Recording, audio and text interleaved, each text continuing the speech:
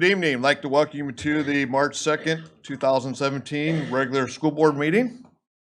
We need to vote out on a couple of student matters. So I recommend that we follow recommendation of the stipulated expulsion for student 17-0011. We have a second. All in favor say aye. Aye.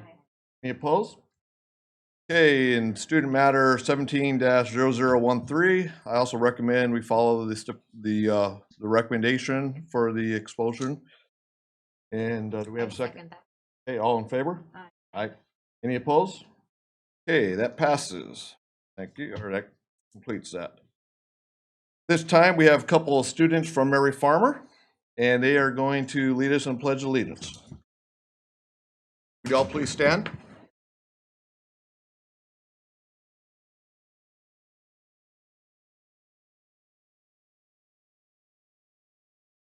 I pledge allegiance to the flag of the United States of America and to the republic for which it stands, one nation, under God, indivisible.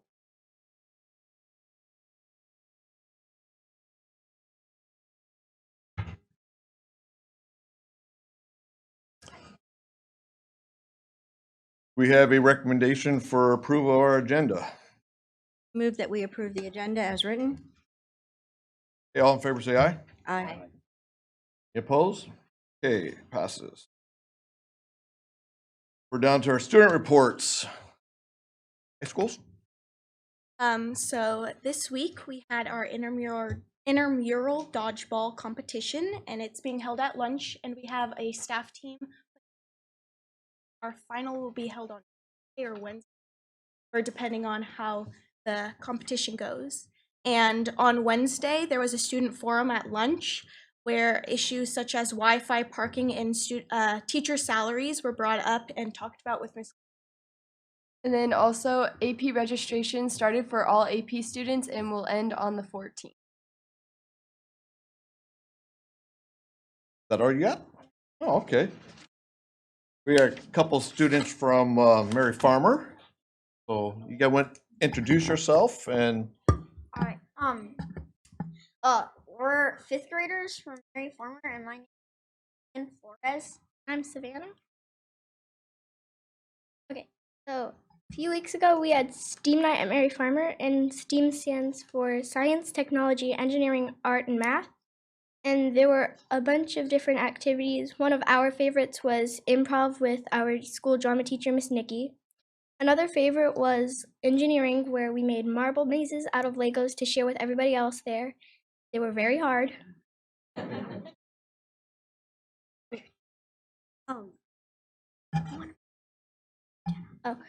And at our school, we have someone named Jenna Callahan, a third grader from our school, and she started to make cards out of construction paper and yarn, and she would weave the yarn into the card and make hearts, and she made them for Valentine's Day, but she wants to venture out into making them for different holidays.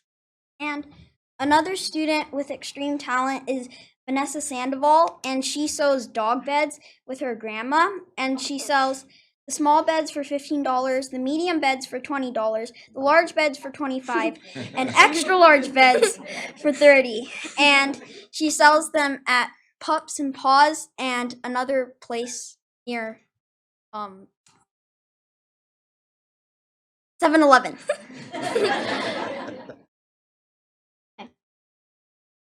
And there's always a lot going on at Mary Farmer. For example, the Cat in the Hat, or our principal, walked around dressed as the Cat in the Hat all day, reading Dr. Seuss stories to some of the classrooms in honor of Dr. Seuss's birthday. And soon our third graders are going to enjoy some time at the Oakland Zoo. And a few weeks ago, the fifth grade classes went to an outdoor education program in the Santa Cruz Mountains called Mission Springs, where they learned about the importance of an ecosystem and balance in nature. We will also be soon going to a NASA base in April to learn about our galaxies and how it never ends and the formation of stars. And one of Mary's Farmer's greatest achievements that we earned last year was the Gold Ribbon Award for one of the best schools in the state of California. And also, we won the Title I Academic Achievement Award for our school.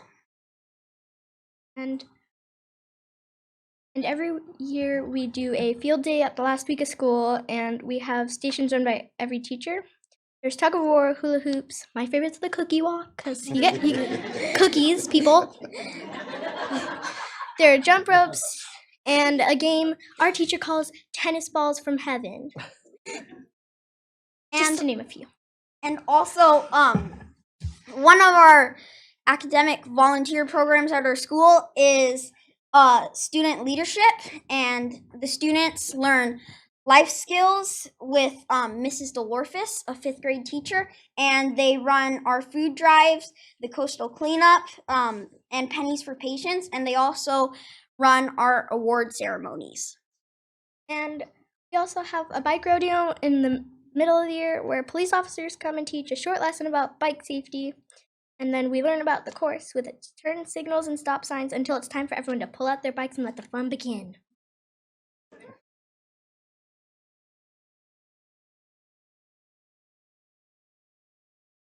Thank you. That was real enjoyable. I'm excited for the good things going on in Mary Farmer. Yeah, Ian and Savannah.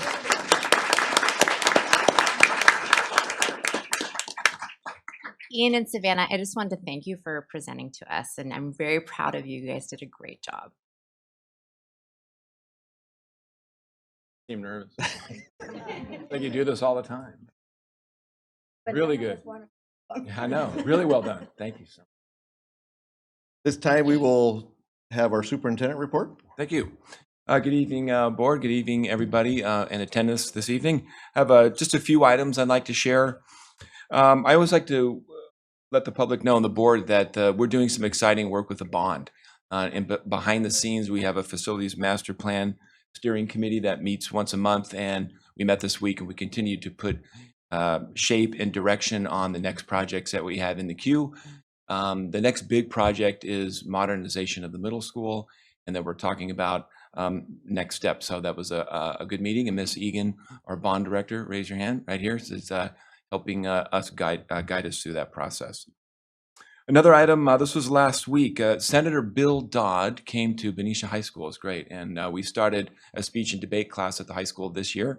And the students in that class reached out to him in January and asked him if he would come visit. And he did. And he came at lunchtime last week, and it was pretty well attended with the students. And Senator Dodd made a presentation.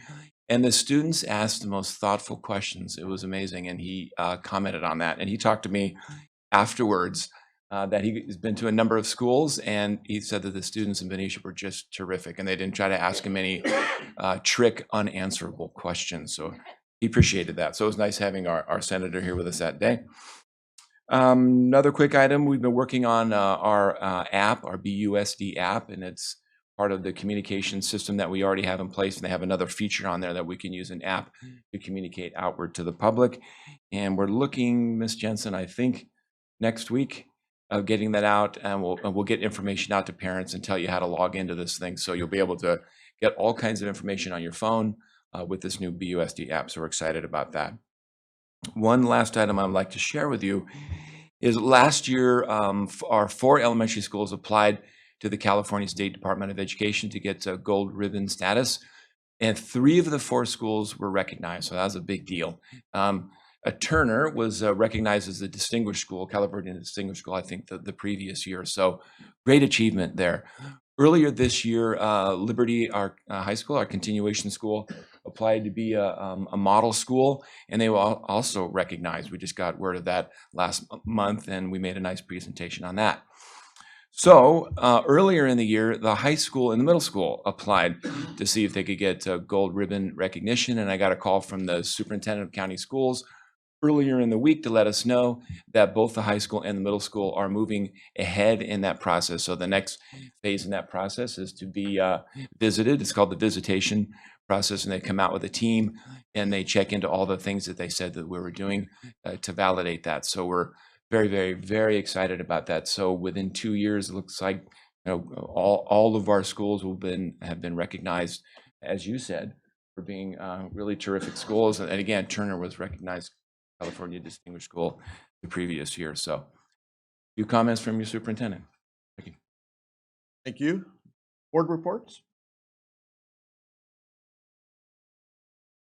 Last night, I was lucky enough to be able to go to the high school and hear the wind ensemble. And as always, I was very impressed by them and their level of musicianship. And it's clear they put a ton of work into what they do. And it's great to be there as a school board member, but also as a community member and a parent to see and listen to the great music and what they did. Well, we all attended Benicia High School open house after the last meeting. And there was a great turnout for the 8th grade parent presentation. That's the one I got to. And so that was great. And then let's see. So a few announcements from BEF. The mini grant applications for teachers are out since you're all here. The mini grant applications are out. They are due March 22nd. The Run for Education is April 23rd. It's the 10th anniversary, so it's going to be extra special fun. And we had a speaker at both the middle school and the high school last week. Darlene Bell Carson was going over college readiness and had a good turnout for both of those presentations. The next presentations will be at the elementary school level, and those will be later in the spring semester. We're working on dates for them.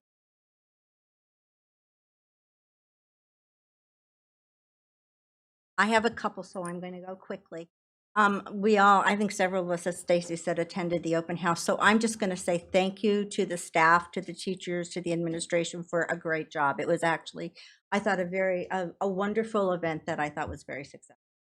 I went to the district curriculum committee this week, and what we were able to do is to begin to look at the response sheets that are coming in from all of our stakeholder meetings and start to identify those trends of what's working, trends of what wasn't working so well, and needs. So we were able to kind of pull through and go through that.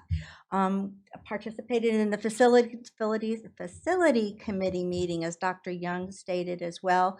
We reviewed the status of the middle school design, which will be going back to the staff first for input before we get to see it again. So we're all kind of anxious to see what you think about it and see it. So we kind of hope to get that quickly.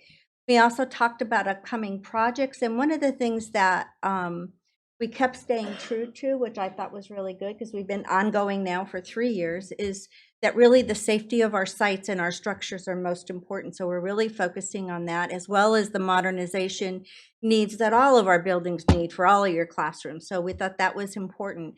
And I think we all agreed that whatever we do, whatever projects we pick, because we know we don't have enough bond money to meet all of the lists of work that was requested, is that what we do well. So I thought that was an important piece. Took a furniture tour today with Dr. Young and several teachers and some maintenance folks. We all went down to look at one workplace. That was real exciting. My head's going, oh, I would have loved this in my classroom. So I think there's some great possibilities out there and I think that have a lot of potential. So I'm kind of hoping that was falling under the area of modernization, where some people were saying they would like some new furniture. So I'm hoping we've got some opportunity to look at and get that going. I also sit on the CSBA. I am a rep for us at the state. At this time, I'm in an interim position right now. But they will be pulling together and looking to have a regional meeting with all of the region boards for what we're region 3. So there'll be like 90-something school boards that will be coming together. They really want to start talking about their focus on advocacy and doing some special training and some more opportunities for networking and supporting each other. So that'll be upcoming. You'll be hearing that shortly. As soon as I get that meeting date, I meet again next Saturday. I will let you know. Thank you. We all attended the open house, and thank you for all the high school. And it was everything I went through was really well. So thank you for that. And I went to the second half of the parent meeting at the high school on Saturday. I missed the main speaker, but I went to the workshops and One I think we want to bring back is the safety one, because a lot of the parents went to the college and career workshop, that there's a lot of good things that we need to talk about in safety wise. And so I think we're looking at bringing that to just not have it compete with any other workshop, have it by itself. But a lot of good information, a lot of good questions from the parents who were there, and discussion on that, and good moving forward. A lot of stuff coming out on safety that we need to know, and that teachers and staff needs to know as well. And then Benicia Youth Action Coalition, I attended their meeting, and we are working with the city on putting together a tobacco retail license, and we're also looking at marijuana and the effects that it has on students, and working with the city on how they're going to adapt this new law that got passed, and what avenues we need to go on that, and protect our students, youth altogether. That's what they're working on in that. And that's about all I'm going to report on. I want to thank our students, and go ahead and let you go. Take your name.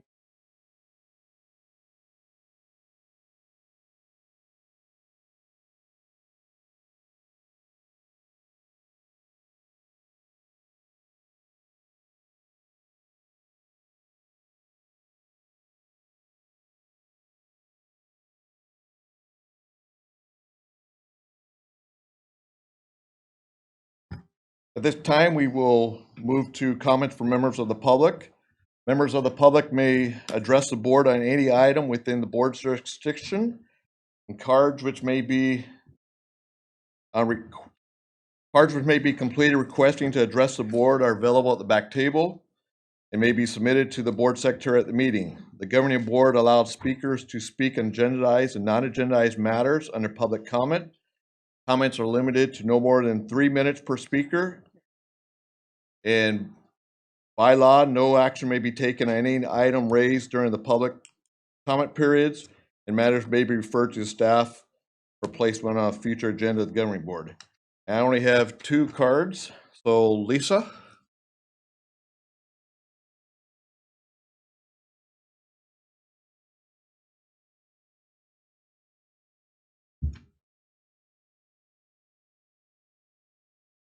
So I can see everyone. Thank you.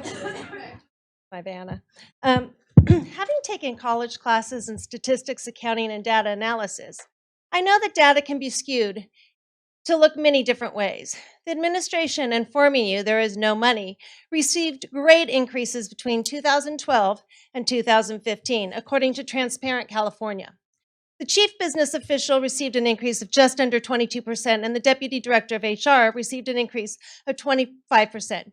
Due to an increase in health insurance, I only received a 1.7% increase, which was below the cost of living. I have a hard time trusting the word of someone who found over $35,000 for himself and under $1,200 for me. You are in denial of the position the district is in with the teacher shortage. We have had vacancies in math and special ed all year and have had postings for these positions since last spring. Now we can't fill all the elementary positions with credentialed teachers. I was told that some of the board does not realize that we don't have enough teachers. At least 14 teachers are working 120%. If those teachers chose not to work the extra 20%, there would be approximately 420 students without a teacher. So we definitely need more teachers. Also, board members have been talking about teachers receiving raises of 14 to 30%. You are looking at the top part of the salary schedule for our new teachers. Unfortunately, very few of our teachers are in that spot. Most of our teachers are stuck. The orange section. They will not get an increase unless you decide they deserve one. Basically, a new teacher better get out of here by year 10. Teaching requires many hours of unpaid overtime to do it correctly. It is a shame to have people in charge of my salary that don't understand what I do for this community. I don't think you realize that not all districts have teachers that work on evenings and weekends. It's been expected in Benicia since I've been here, but it isn't like that everywhere. The test scores and growth of our students is due to our dedication. If you don't keep the good teachers you have, You will be left with teachers you don't necessarily want. You will be forced to keep them because there will be no one else to take their spot. You have the money. You are choosing to put it elsewhere. Professional development and technology are your prime concerns, yet without teachers to implement these programs, they will not happen. The only reason Readers and Writers Workshop are successful is because we, the teachers, have spent our summers and trainings, our summers, weekends, holidays, and evenings working on the curriculum. We have put forth the effort to make it work. Without us, all of your dreams for the future will fail. I have received many emails over the years talking about what a great district we are, what a great job we do in educating our youth, and how much you respect us. None of that means anything unless our paychecks reflect that feeling as well. Thank you.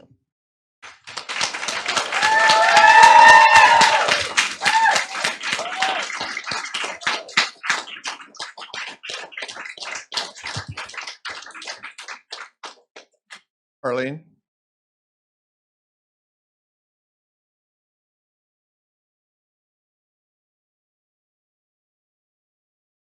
Shorter than Lisa. Carlene Maselli, Benicia Teachers Association President. And Lisa already made some of my points that I wanted to, but I did have a pretty good discussion with Trustee Morgan a couple weeks ago. And I mentioned something to him that he asked me to come and say at a board meeting. And so I'm bringing that to you. Because what I've heard is from some of you is that you believe we're fully staffed.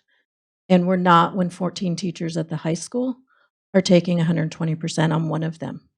So when we talk about that math position that was posted in the spring, it was posted last spring, we could never fill it. It didn't keep the posting when we all took it. The reason we take those classes is not because we want all the extra work. We need our prep periods. But we look at that as children that don't have a teacher. One of them was mine. And so we either suffer now or we suffer next year when those kids didn't have a proper credentialed classroom teacher. And then they come to us and they're not prepared. And so we keep covering for the inadequacies because we care about these kids. And the same thing now is happening at the elementary. I understand there's 5 teachers that are covering for the teacher who went on leave. And so, but they're only getting paid on a time card. They're not even being paid 120%. That's 5 sections at the high school. That's 20% each, and they're being paid a time card. They're making lessons. They're going in and teaching. They're grading.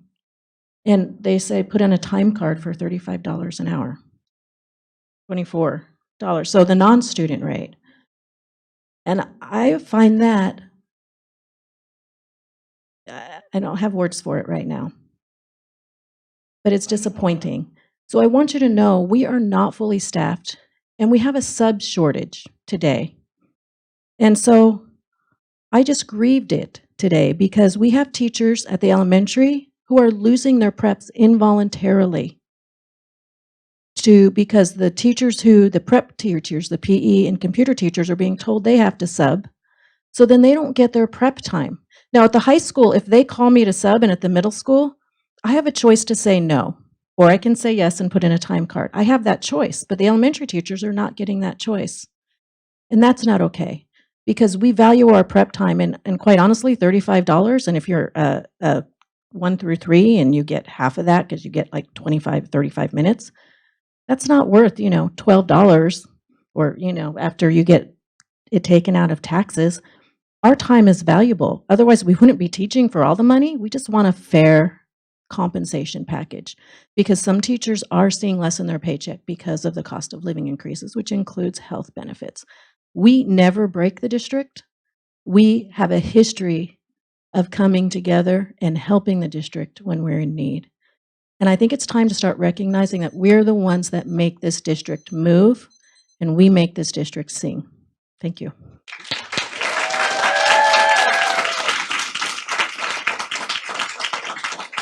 Angie?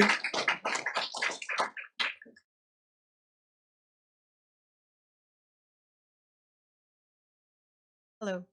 My name is Angie Erickson. I am a parent from Joe Henderson Elementary. I am speaking here today because I am deeply concerned by what I've heard, what I've been hearing, and the fact that I feel that my child and my children in the future's education is in jeopardy here in Benicia.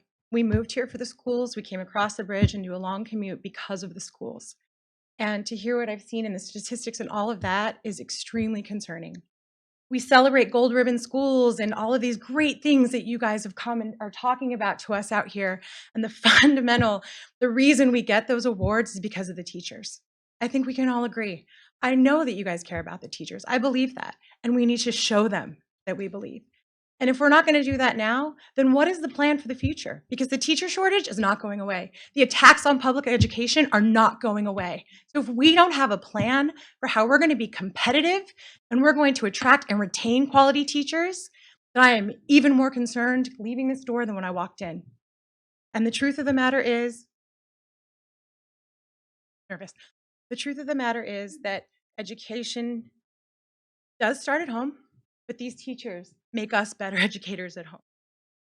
And I want to know that you support them and that you support our children, because programs are great, technology is great, we want that. But if we have no one to teach that, worthless. And if we're to expect that unaccredited teachers and Rosetta Stone are going to be teaching my children in high school, that is not acceptable. That shouldn't be acceptable to anyone in this room. And it's certainly not acceptable to me. So I really am asking you to take a hard look at what these teachers are saying. Put your money where your words are, respect them, and respect these families, and respect the children. Because if we're not competitive now, how are we going to be competitive in the future? Thank you.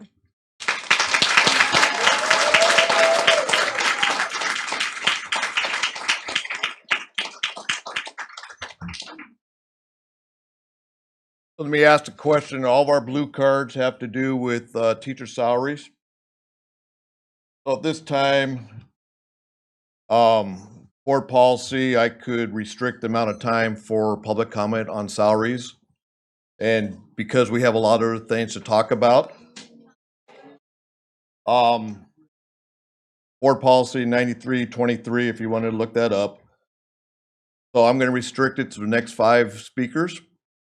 And so I already have, I'll do the next 6, and that's all we're going to do on salary. And you can email us your comments and your statements.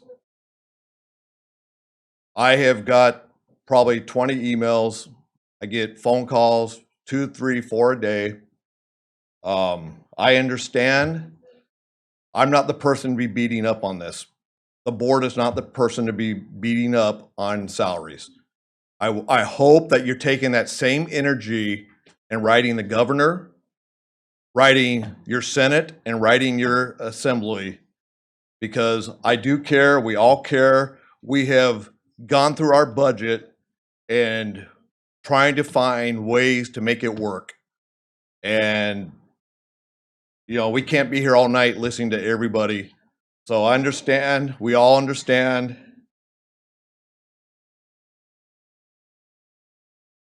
Is that okay with the other board members? Okay. So I'm just going to take these in the order that they came to us. Natalie.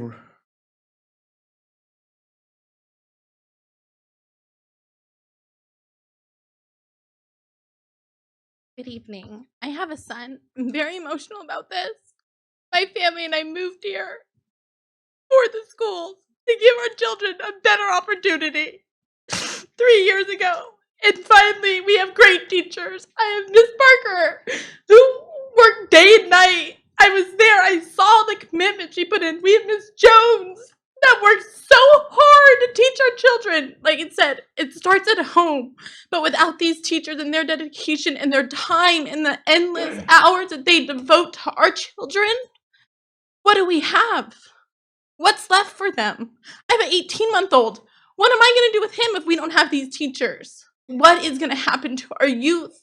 How are they going to grow up and be able to prosper in this world and have other opportunities? I just don't see how this is something that is okay, and for you to limit the amount of speakers, that's so infuriating. I never get emotional about this, but when it comes to my children and their education, they deserve whatever it takes. And these teachers that we have are why they're doing and getting the gold ribbon and prospering and doing so well and giving us the good test scores. It's because of these teachers. And without them, we won't have it. So I don't understand why we're having this issue. I came from Pinole and I wanted to give my kids a better education. I see what my niece is going through in Pinole, and to know that those teachers are getting paid more money than these teachers here that put in the work. She's a first grader and they're talking about reading Bob books, and that's what she's doing, and learning on and by and hello and how to spell those words, where my son is able to read a Junie B. Jones book, a level 12 or 14 book, where my niece can't do that. She struggles in Bob books at her kindergarten level at first grade. I don't understand. We need to come with an answer, and it needs to be fast before we start losing these teachers one by one. Thank you.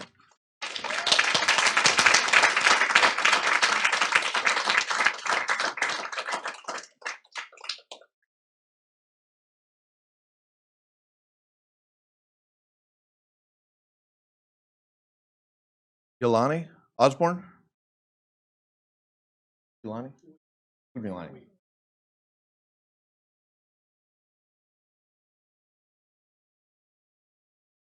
My name is Uilani Osborne. I'm the office manager at Joe Henderson. And first of all, I'm here as a parent of a proud daughter who's doing really well, and is due to the education here in Benicia that she had. Her teachers really inspire her and really nurture the science part that she was interested in. She's in dental school. And what's amazing is that her teachers are still in contact with her and watching her progress. And anytime that they see her, they're excited. But she's only one of the few successes in the history of Benicia. I look at her friends, doctors, lawyers, teachers, you name it. I always felt that we have a private education, but we don't have to pay for it. It's amazing. And I'm sad that the teachers are not appreciated and taken seriously. As an office manager, I come in at 7:30 and the parking lot is full. I leave at 4:30 and that parking lot is full. They spend time, spend money, they sacrifice a lot to make sure that the students in Benicia succeed in life. That's worth a lot. I enroll students, and one of the things that parents say to me, the reason I moved to Benicia is because of the schools. It's amazing. Over and over again, you hear that. So they need the respect and they need to be valued, along with the rest of the staff, certificated, as well as, from the janitors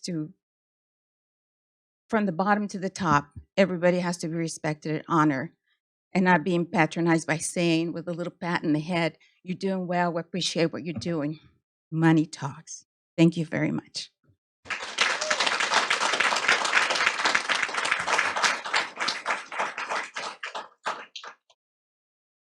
Wazine?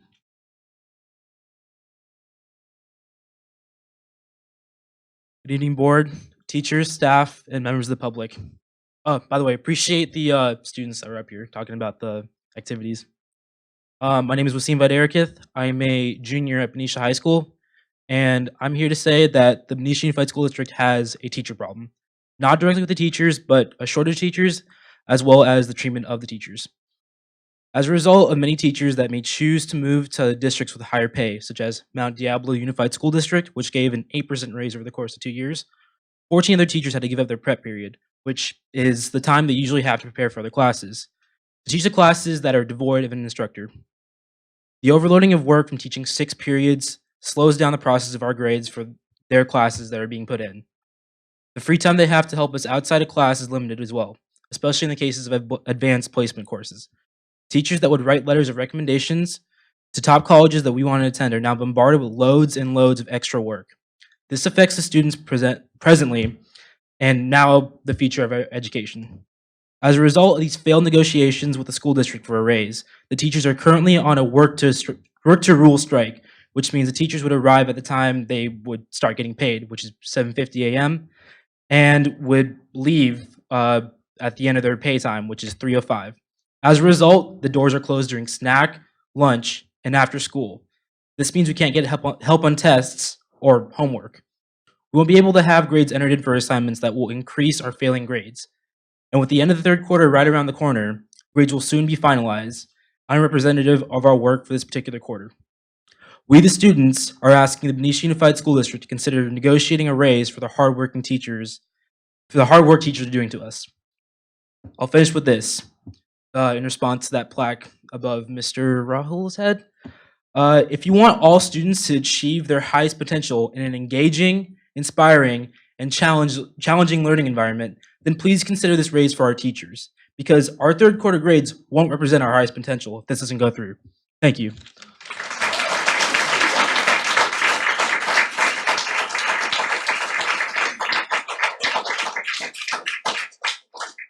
Leah? Hi, my name is Leah Wilson.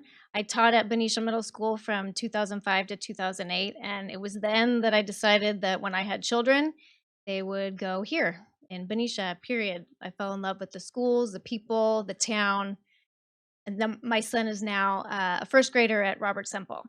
I was so glad to hear you mention the distinguished school, the gold ribbon schools. It's something to be very proud of, but it is in large part due to our teachers that those awards are given. If there is more money, if there is money in reserves somewhere available, investing in our teachers is wise. It's absolutely necessary. I'm so concerned to hear of all the unfulfilled positions at the high school, to hear of new teachers who may not stay because there's opportunities for more money elsewhere. My son's only in the first grade, and this is not what I had hoped for when we were moving. And Natalie said it. I came from Pinole too. We move here for the schools, period. That's why people with kids come here, for the wonderful school.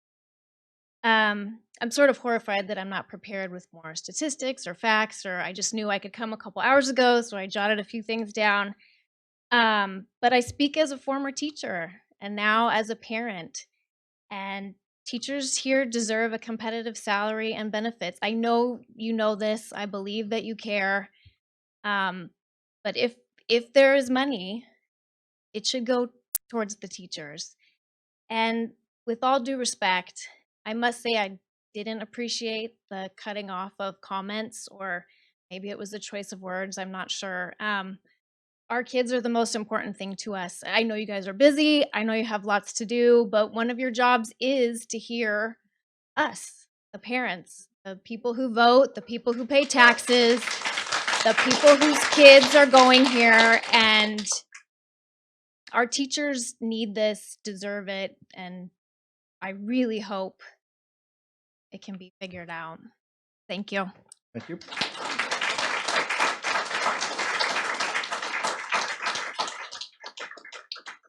Isabel?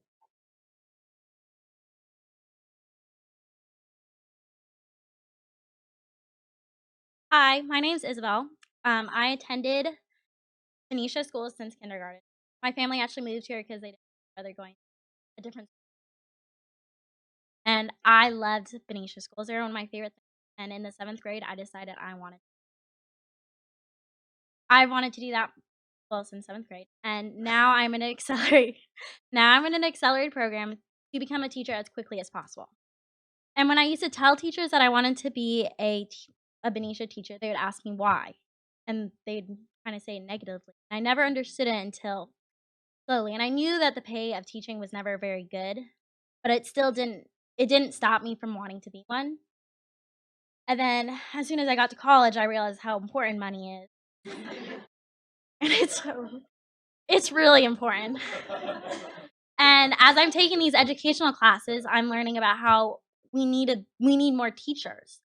And I'm learning that they're so important, and how school districts are doing signing bonuses and raises because they need them so badly.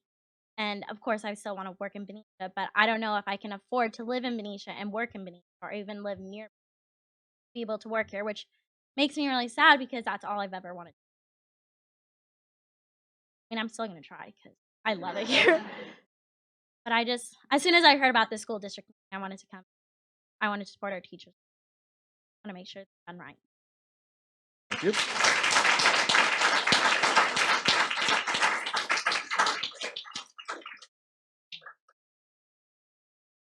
Not sure if this is Jean or Joan. Joan. Oh, Joan.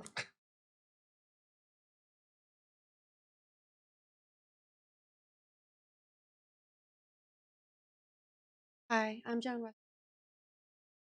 I'm a parent, and I guess I had a couple of questions. I know you can't answer them in this form, and I'm hoping at some point to get them answered.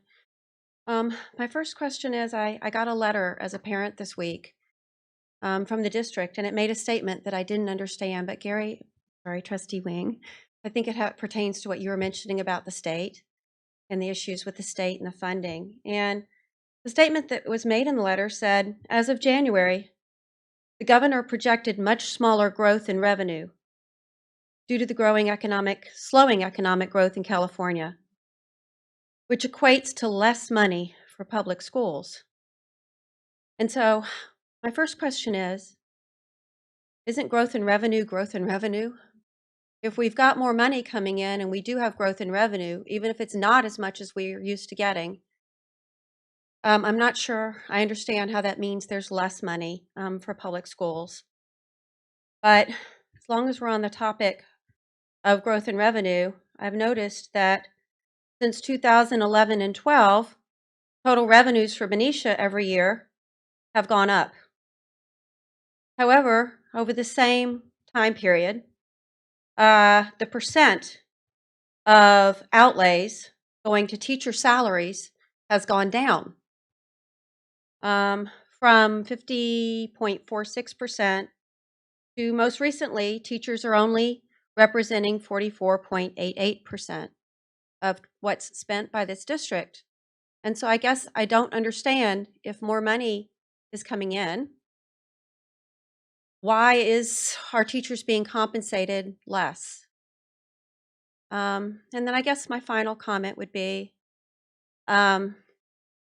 if we are gold ribbon schools and we do have the highest test scores, shouldn't we have the best paid teachers?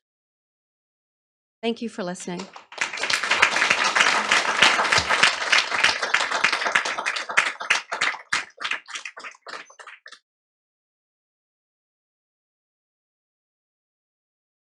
Do we have one or two more that would like to come up and speak?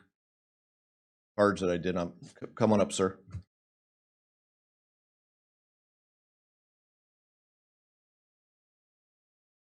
My name is Donnie McCleskey. My kids go to Mary Farmer. I work at one of the finest institutions in the world, Stanford University. I fundraise and travel this world to meet with former alum to raise money so they can recruit, retain best professors, faculty there. And I'm gonna ask you a question. Why do you think that is? Because they want to remain number one. So if you want to remain number one, gold ribbon and everything we're doing, you have to invest in it. With the world at what it is right now, to where there's so many mass murders going on at schools, our teachers are our protectors. And you can't say it's not going to ever happen in Benicia, because 3 threats have been done to the high school thus far this year alone. You have to remember who's protecting our kids, not you guys. It's the teachers on the front line. For that very reason alone, you should rethink about how you allocate those dollars to make sure. I know you tell me this, if you say if we put together, the parents of Benicia put together a fund and you match it, I guarantee you're gonna have to find $1 million to make sure you match them. I promise that. So now, to rethink about how you guys allocate the money, think about the kids of our future. I grew up in inner city LA, where I wish I had teachers like this. And you look at me today, I graduated from Berkeley in 3.5 years, and I have a master's degree. because I live in a town like this where I don't have to worry about looking over my shoulder and my kids could go to school to learn. I've never seen so much love to our teachers over the time and seeing these kids talk about their experience. Think about that. And if the state wants to say something, you tell me exactly who to write. Tell me exactly who I need to write. Because I own a coffee shop in the city of Sacramento, because I want to make sure that I could get to legislation quickly. Actually, the truth. But I ask you just to rethink that. You see the finer institutions, what the Danvilles do, what Stanford does. They do it because they want to remain number one. Because if you keep doing this at this rate, no one's going to sit in an empty room and collect your checks. God honest truth. Rethink what we. They are our first line of protection.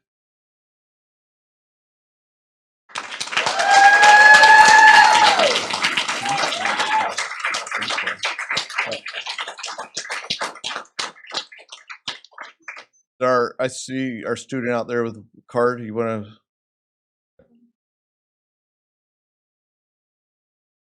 Hi, my name's Leah. I go to Benicia High School. My speech definitely won't be as good as his, but I've lived in Benicia since I was 6 months old. This town is my home, and these teachers are my family. And to know that they're not getting the pay that they deserve, it's heartbreaking. It's appalling, because I read an article that said that teachers should be paid as much as doctors, because doctors, while they take care of our body, teachers take care of our brains.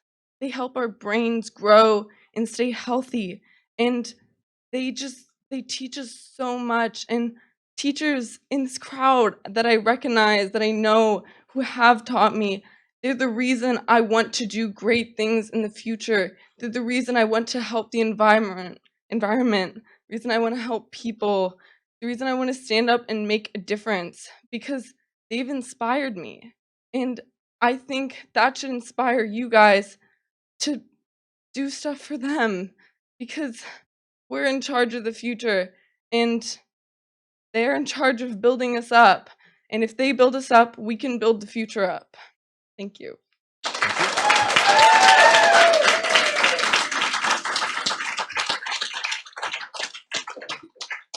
I see our last one at the door. So you want to come on up and. Hi, I'm Neha. I'm a sophomore at Benicia High School, and I've gone to the Benicia school system since kindergarten, so almost my entire life. And if it wasn't for the teachers that taught me everything I know and shaped my life, I wouldn't have an interest in education or in science, and I'd probably not be doing as well as I am today. And there are a lot of concepts that I never understood within the class time, and all of my teachers put in the extra effort to help me understand them. And if they hadn't stayed after school or allowed me to come in during lunch to get help, then I wouldn't have been able to learn, and I wouldn't have the grades that I have today. And I think that since they've helped me so much outside of school, I wanted to come outside of school and support them too. So I think that if they've done so much work, then we need to give back to our community and help them too.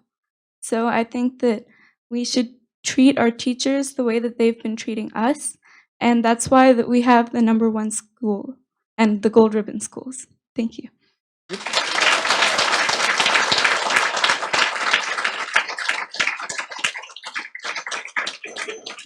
This time we will close comments from members of the public. President Wing, can I just make a statement? I just like to thank you all for coming out and participating. It saddens me that you don't feel appreciated, because every one of us has our children or our grandchildren in the district. We really, really appreciate you. We are here because of you. And I think we are all trying to achieve the same thing. It's about how we get there. We need to agree on the facts. We need to come together and put the rhetoric aside and say what can be done. And I hope you will work with this district to do that. The numbers are the numbers.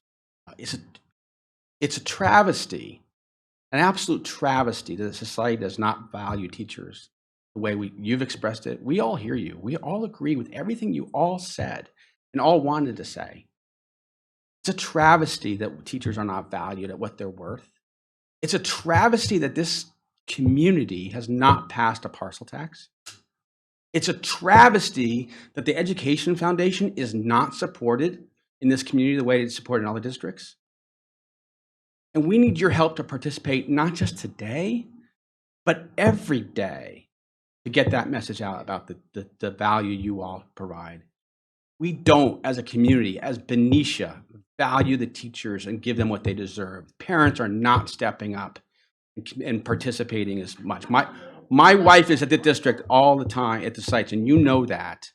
I do not take a dime from this district. I take no benefits. I take no stipends. I take nothing. I'm here for you. We love you. We value you, and we want to do the right thing. And I do appreciate your participation and hearing from you. And please keep it up. Thank you. Thank you, Peter. This time we're going to move to the consent calendar.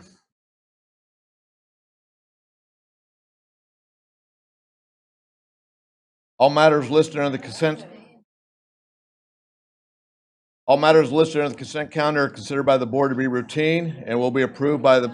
I'd really love it if you'd all stick around and hear the rest of the meeting. There's more. So do the rest. I got to be at work in the hospital at 4, so. Just to clarify, the budget is actually being talked about tonight. And if you are trying to be informed, the best way to be informed is to participate in these meetings. It's on the budget tonight. As we talk about it 4 or 5 times a year, and no one shows up. If you would like to be informed, we will talk about it tonight. Okay, all matters listed under the consent calendar are considered by the board to be routine and will be approved by the board one motion. There will be no discussion of these items unless members of the board, staff, or public request specific items to be pulled and discussed. Do we have a motion? I would just like to, before we get there, I'd like the record to reflect that teachers have left at this point, except for 2 hands, 3 hands, 4 and 5 hands.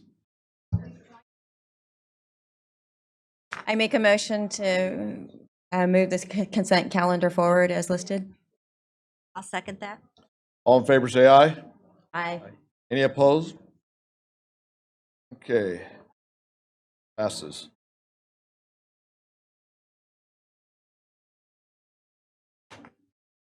The request, Mr. President? Close the doors. No, but that I know that our budget comes next in honor of the fact that there are some teachers staying, and they do have to get up for work. Can we move the order of the agenda? I'd second that. So you guys don't have to.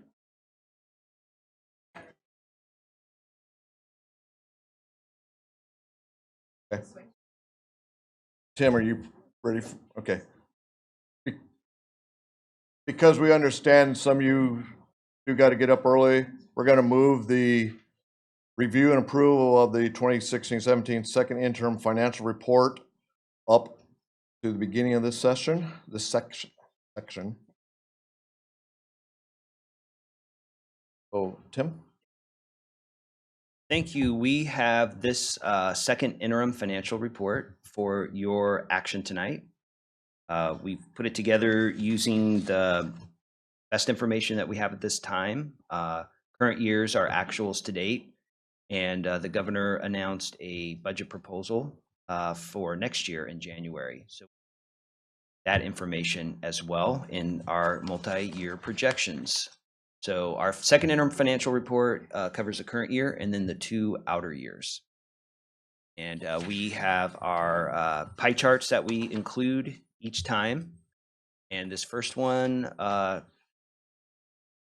graphs our revenues for 16-17, which are right at $44.5 million. And most of our revenue comes from the state of California. 86% of our revenue comes from the state of California's LCFF the local control funding formula, which is basically the amount of money that we get for our students attending schools. We add that the rest of the 14% comes from other state funds, 3% from federal government, and about 5% or $2.4 million comes from local or other agencies like BEF. A big part of that is our special ed funds that comes from our local regional special education group. So on the slide down at the bottom left corner, it's just a note that the majority of our funds that comes from the state of California through that state formula LCFF, about 65% comes from the state's budget. The other 35% is generated through the local property taxes. So we then look at the next slide at our expenditures for 16-17. And at this point, they are at $44.8 million. And as we look at trends in school districts in the state of California, Benicia is right in the average of other unified school districts. And so when we look at our expenditures, any school district in California typically spends between 85% and 90% on salary and benefits. And we are right there. Half of our budget in the pie chart there, you can see the blue graph is spent on certificated salaries for those employees like teachers, counselors, and others who hold a certificate for their position. And 16% are for all of our other employees that we refer to as classified. About 20% of our budget is spent going towards the benefit costs, which include not only the health and dental benefits, but also the retirement systems, Social Security in some cases, Medicare, workers' compensation, unemployment insurance. So we are currently operating at a deficit of about $355,000. Part of that is due to the fact that we're spending some of last year's carryover funds. Sometimes the state will give us some money and we don't spend it all in that one year for a particular program. So after we look at our revenues and our expenditures, we project what we will have at the end of the year, what is reserved for in our ending fund balance. And as of this date, we are right at $7 million we're projecting to end the school year with. And that's broken out in those different pieces there. The first piece is a 3% reserve for the state's minimum reserve for designated economic uncertainties.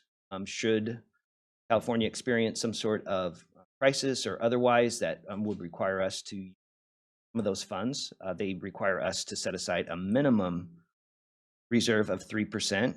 Several years ago, the local school board here added to that minimum reserve in the form of a board policy reserve. That amount is it's getting closer to 4.5% now. It used to be about 4%, which if you add those two together is the equivalent of about 1 month's payroll for our district.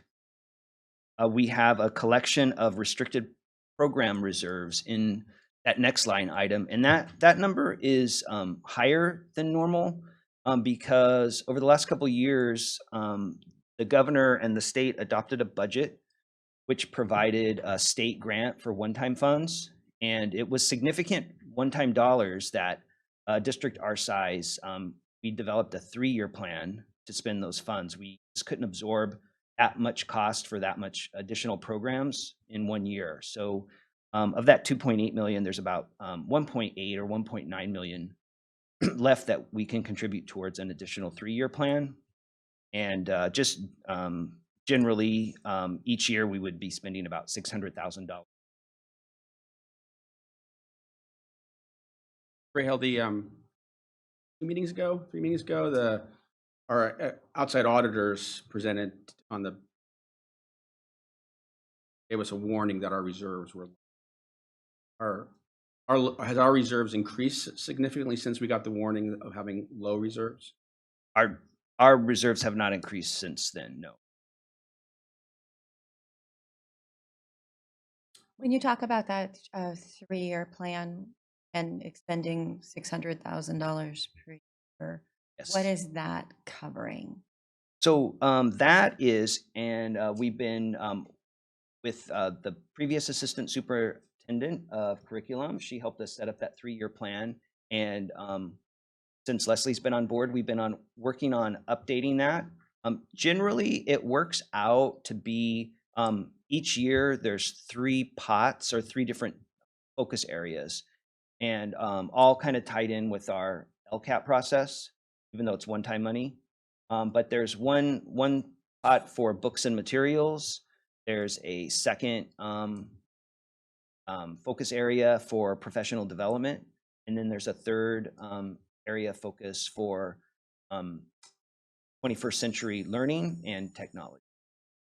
So you could consider about each year for that 600,000, about a third would fall within one of those 3 categories, and knowing that in some cases you might spend a Elaborate a little bit on how you, the budgeting process, match your expenses balances.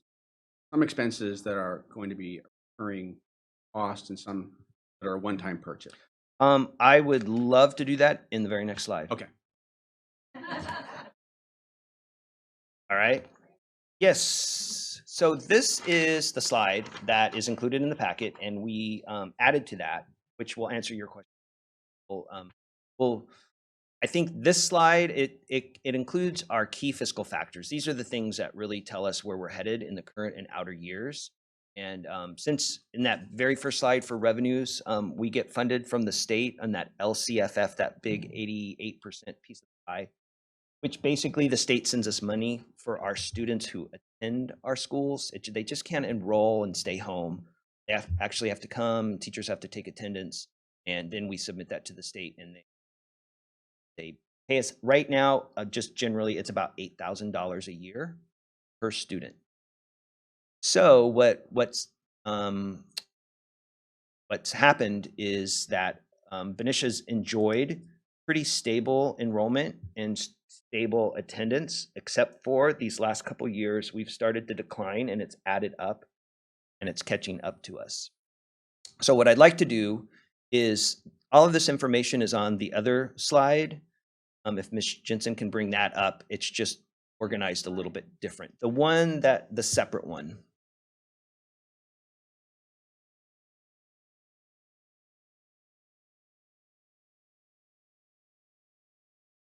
So, Mr. Rahal, while we're looking for this, I just have a question around sort of trying to understand the amount of money that we get per student in our district, because I know it really varies per district. And my impression from conversations we've had and looking at budget is that we're sort of lower in terms of in comparison with some other districts, and which was an important thing for me to learn about. So I'm hoping you can speak to that a little bit in terms of the average money we get per student and how that's reflected, demographically for our district.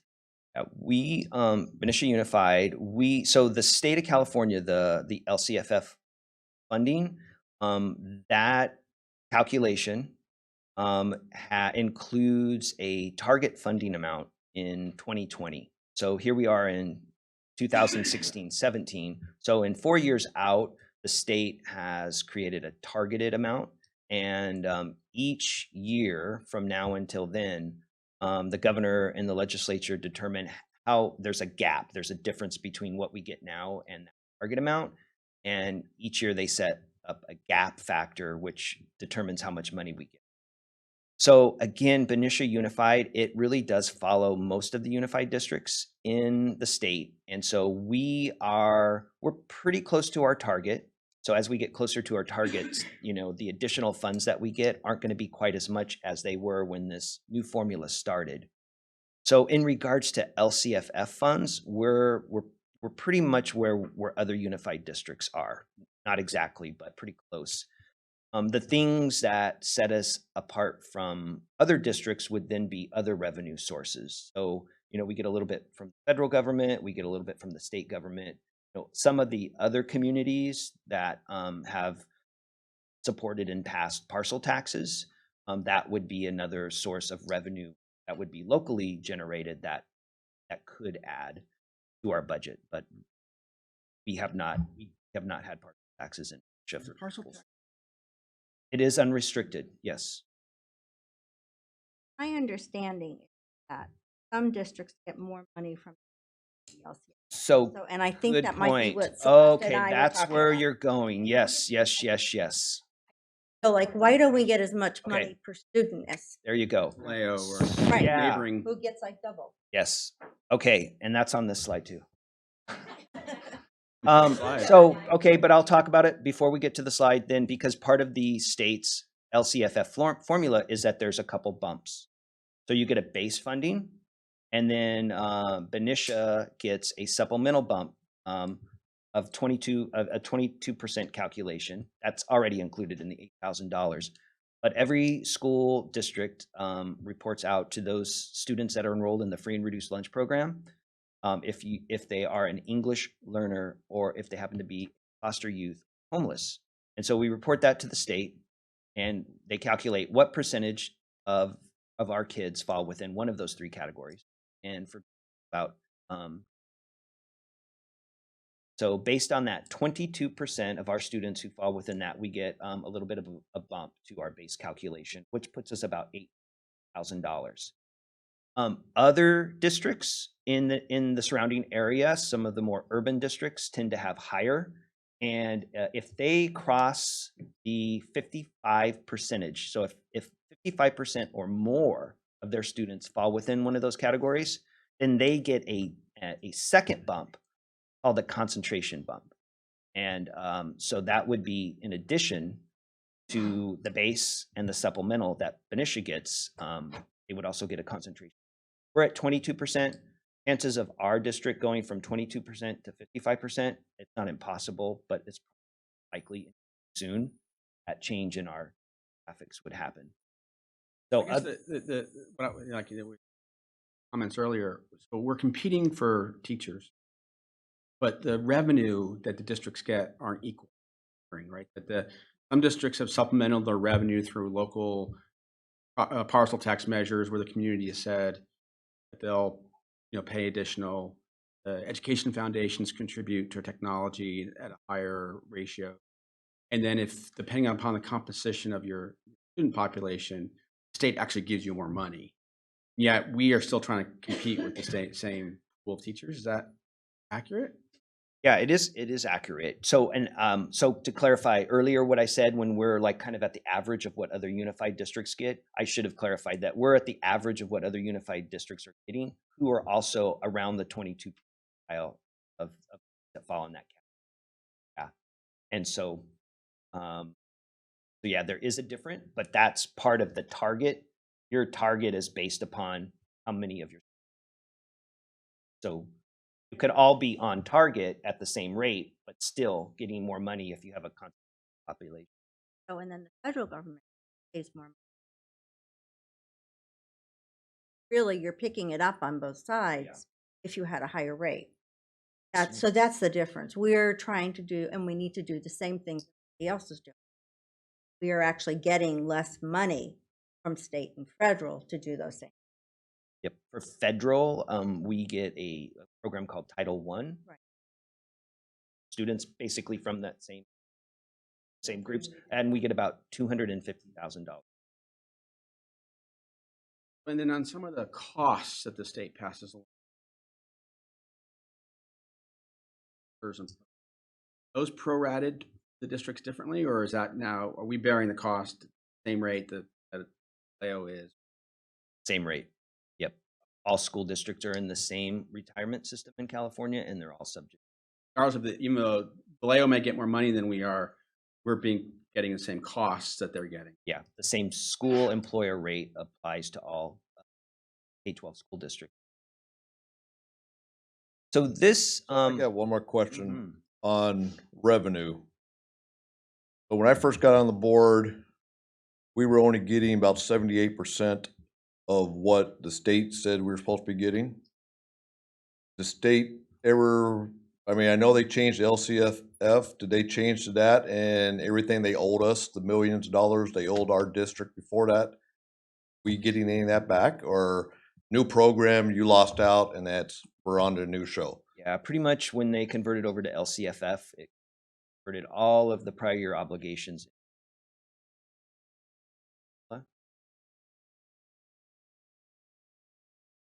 If we're on target 2020,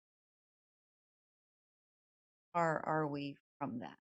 Our target right now, last time I looked, it's about $8,400 to $8,500 per kid, and we're, like I said, just over 8,000 right now.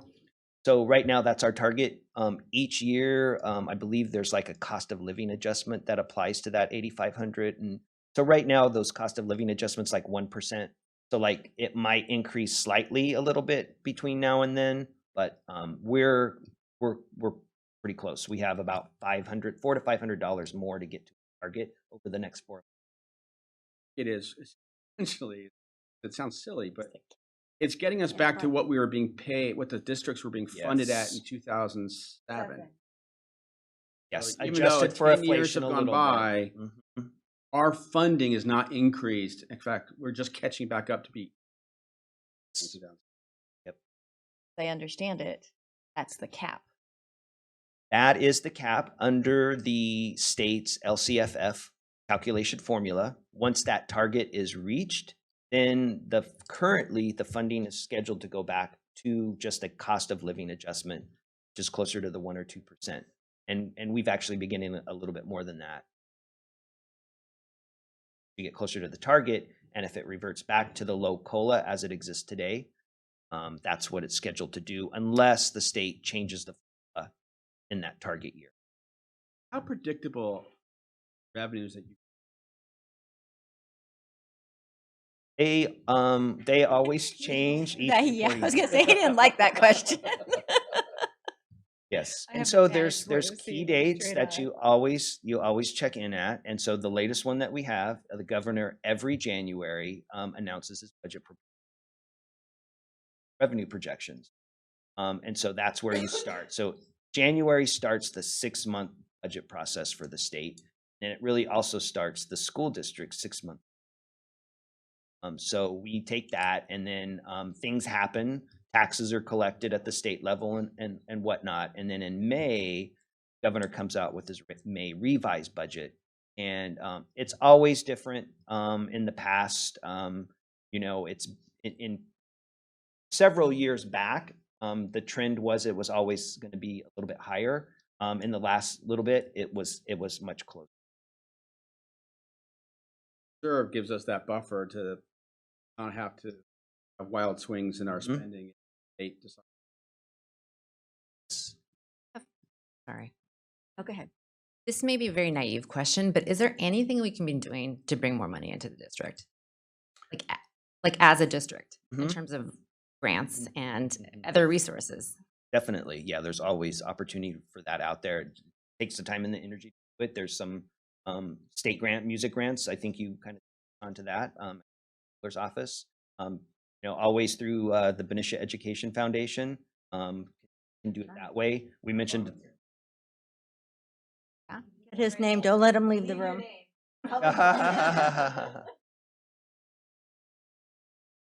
Let's stay.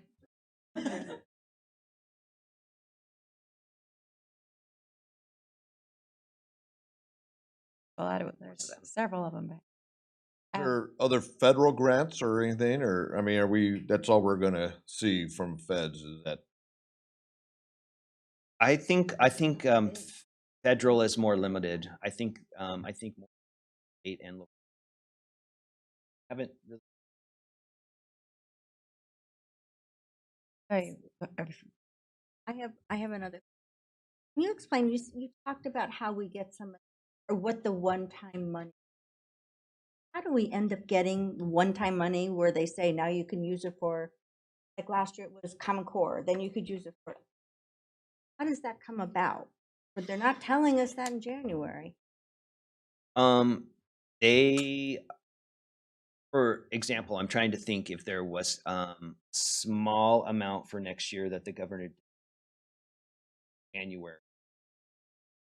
Definitely last year and this year in the governor's January proposal, and then his May revise, and then ultimately when the legislature passes the budget, it will either include those separate one-time state grant amounts or it won't. If there is some, I think there is a small amount for next year. So in that restricted reserve is that one-time money we have for book purchases, like all the science curriculum books and stuff that are coming up, that's part of that. Mhm. For sure. Okay. So when we get back to this, I wanted to make sure I got the LCAP stuff. I have a question about that zero with the Okay. when you get Yeah. that's on the next slide. That's, We'll get that's coming up okay. on here. So on this slide, which again expands upon the one that's in the packet. So we have some items on the right, some key fiscal factors that we look at. And then we always look at the current year and the outer 2 years. So maybe let's just, maybe if you can scroll back a little bit to the descriptions there. Okay, that. So what we do, we just start with our known salary related costs. Before our school district or any school district in the state of California gets a penny from the state of California, have known salary costs that happen. All school districts in California have salary schedules, and we're required to have what's commonly referred to as steps and columns. So if you are an employee in the district, you fall within a salary schedule, and you are placed on the salary schedule at a rate. And then depending on where you're at, you would go down a step, and that there's an additional salary on that,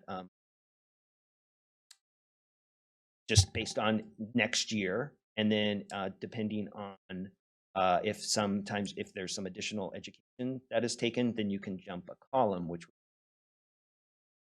So this is the graph that we had here. But on that graph, there was a big block in orange that said no increases. So what's the difference between the orange and the blue? So if there are some steps that don't have an increase on it, you go to that step and just stay at the same level, and then it's done when you Obligated to make those. Yes, currently we have those existing salary schedules that our employees and correct. How would we pay for that if state decides to reduce the revenue for? Does that money come? Right. So we have to take care of that through our budget process. Means if we have these automatic salary increases, the state doesn't give us a dime, give us a penny, we have to look to other places in the budget to pay for that. So how many of our teachers get step or is it step or column raises every year? Yeah, it varies, but approximately right now, about 70 to 75% of the teachers are on that salary schedule. 25 to 30% of what we call stepped out, which is 24 years. They've been here more than 20. The highest paid. Yeah. But yeah, they move over. The step will go every year. The column, yeah, they have to get education. So it depends on how much education you go, continuing education. If you move over a column, steps is automatic every year, up to 24 years. Now there are some steps in there that they'll go 2 or 3 years. It's all been negotiated in the past, 2 or 3 years without an increase. So that it wouldn't be the 25 to 30% that's in the top. It might be somebody that just stepped and it's not another 2 years before they step again. So there are some people that are not at the top that do not receive that automatic increase. Yeah, that chart doesn't look like 7.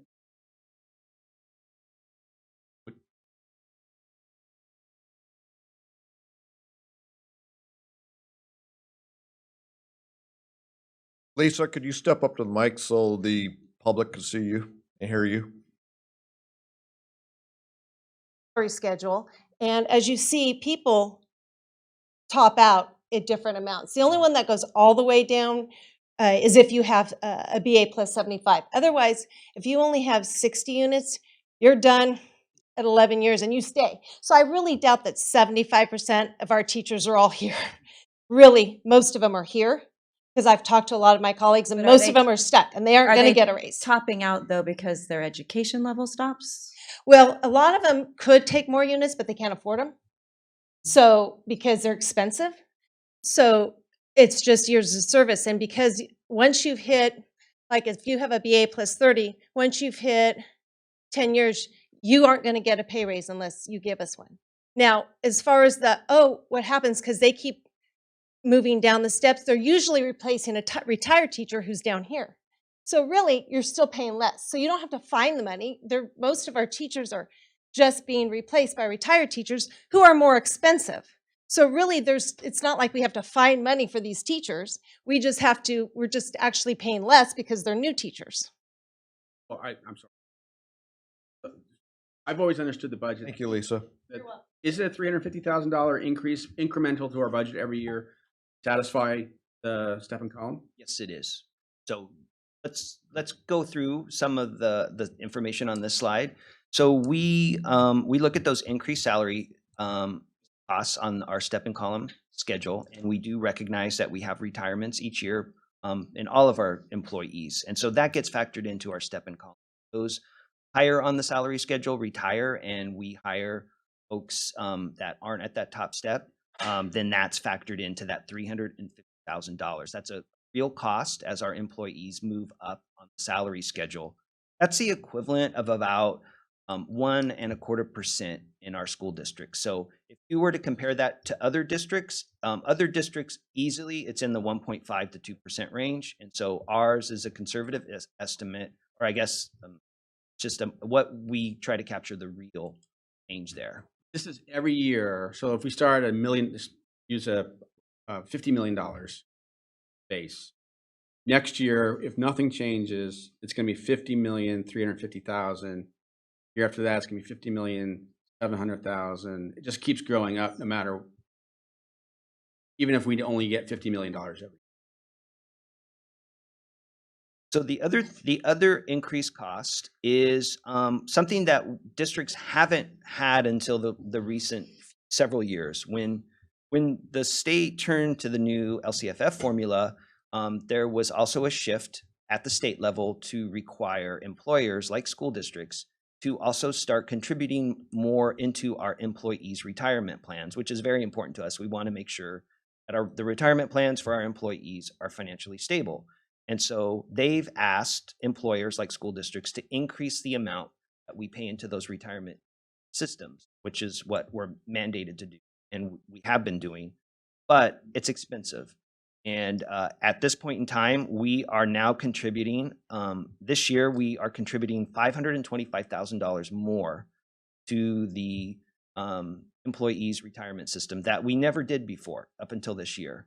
And it's because the investment portfolios at the state retirement systems, they're not earning enough to pay for all the pension costs, not just for our district, but for all the districts. And it's going to go on for several years, the next 5, 6, 7, 8 years. So you can see that in those first two columns, it's not only over $500,000 more this year, it's $531,000 next year. So my point with that first section is before we get any money from the state, we are faced with these step and column increases and the STRS and PERS. So that's about $875,000 this year. Can I ask? Sorry to bounce around a little bit, Mr. Rahal, but about our expenses in terms of salaries for classified management and teachers. And I'm curious about how we compare to other districts in terms of how much we spend on administrative staff, on management staff, and how, essentially how that looks in comparison with other districts of similar sizes.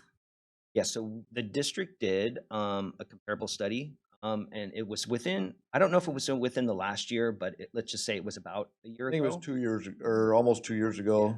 Year and a half ago. And so there was comparables done for all of our employee groups. And so I think it might be healthy for us to dust that off and bring it back. I'm curious about the data. Like, what did you guys find? And generally on Benicia was in the mid to lower range. And maybe there were a couple areas or comparables that might have been most of it was mid to below mid in our company. It'd be great if you brought that back. Sure. Before our time, so. Can you talked about in the outer years? How much are the The STRS and PERS increases, they go on at least through 2020. What I can do is in the board update, and then the next time I'll just give you the list of scheduled rate increases for right now for both retirement systems. But there's an increase at least for the next 4, maybe 5 years. They end up, I believe, close to, as an employer, paying about 19% or so for that. So that means for every $100 of payroll, we would also, in addition, pay $19 into the retirement. That's just that one benefit. We are closer to the 15% range. We got about another % at least in both systems. So they spread it out. They didn't stick it to us all at once. They said, we realize there's a problem. We're going to slowly increase it, but you can see that it's still significant. The second section, and maybe because of the way that this is format, we'll just look at the first. Generally, the third column is about the same except items. We look at other kind of known revenues and expenditure changes. One of in the current year in 16-17, part of when the state gives us the LCFF funds, we look at that supplemental piece I mentioned earlier because we have about 20 of our student categories. And the additional funds they gave to us to serve that population was about $250,000. So we worked through the LCAP process and identified additional services and items and some staffing to support that population of about $200,000. In the next column, the second column up there on the screen, that's for next year. That's 17-18. And what happens with that line item for supplemental funds through the LCAP or the LCFF is that dollar amount in 17-18 is about $55,000. So it's considerably less as we get closer to our target. The additional supplemental grant funds will also get a little bit less. And so what we're looking at right now, again, through the LCAP process, what can we do differently with our existing resources to serve that population? At 50,000 and actually out higher or spend it on more things, we are able to look at what we do right now with existing resources in regards to that 55,000 and to serve that population. So that's what. In a sense, it kind of turned into one. Added services and programs are the LCAP, but then the funding, the recurring funding is going away. We have to find another way to do it or eliminate programs. Yeah. That was my question about the zero. Are we losing the program? Because I mean, we hired counselors with this money, basically. So how are we planning to then maintain counselors? Our total LCAP supplemental amount, it's around 1.5 million. So again, and part of the LCAP this year that's getting updated is we have those services. So right now, those services and those staffing will, and each year we look at it to determine whether or not we want to continue it or if we want to change it a little. So we've just started our site meetings and some community. So right now, generally, what we have in place this year, it's early on, so most of that will changes back part of the LCAP, part of the budget. Yes. The next line item for special education, just unfortunately, our special ed programs are funded outside of the LCFF and not all of our needs to the extent that we hope for. And so we just got recent information. We joined the other Solano County districts except for Vallejo. They're group. And we look at what kind of revenues are flowing through there. And then it is a battle that all districts, and at this point in time, we're looking at about whether it's less revenues or increased cost, it would be a net impact of about $200,000 this year and another $230,000. So the group, it is managed at the county level. All school superintendents are involved. All of the directors of ed and chief business officials talk and decide how best to use those funds. And so that meeting is in a couple weeks. And one of the things that we are looking at is, asking that group to consider somehow reallocating to see if there's a way. School district. Mr. Rahal, why are we losing that money? I don't understand. The state funds all of us through our regional special ed group, so our Solano County Regional Group. Cost of living allowance, the COLA being provided there. This year, I believe, bottom of that page, 0. And so the special ed programs, like any other program, they have all the similar increases in operating expenses. Their employees are also on a salary schedule. So without additional funds, there's less to pass on to the member. There's also some programs that serve the more severe needs of students at the county level that there's not that population that we pull together and try to have some details. So those programs tend to be more expensive and they're operated. So those costs need to get paid for out of that pot, and to the extent they go up without additional revenues. Is this that $325,000 that they told us last Friday? Is that what this that is? is, yeah, But it's actually 325,000 more? that has actually gone up even since then, and actually about half.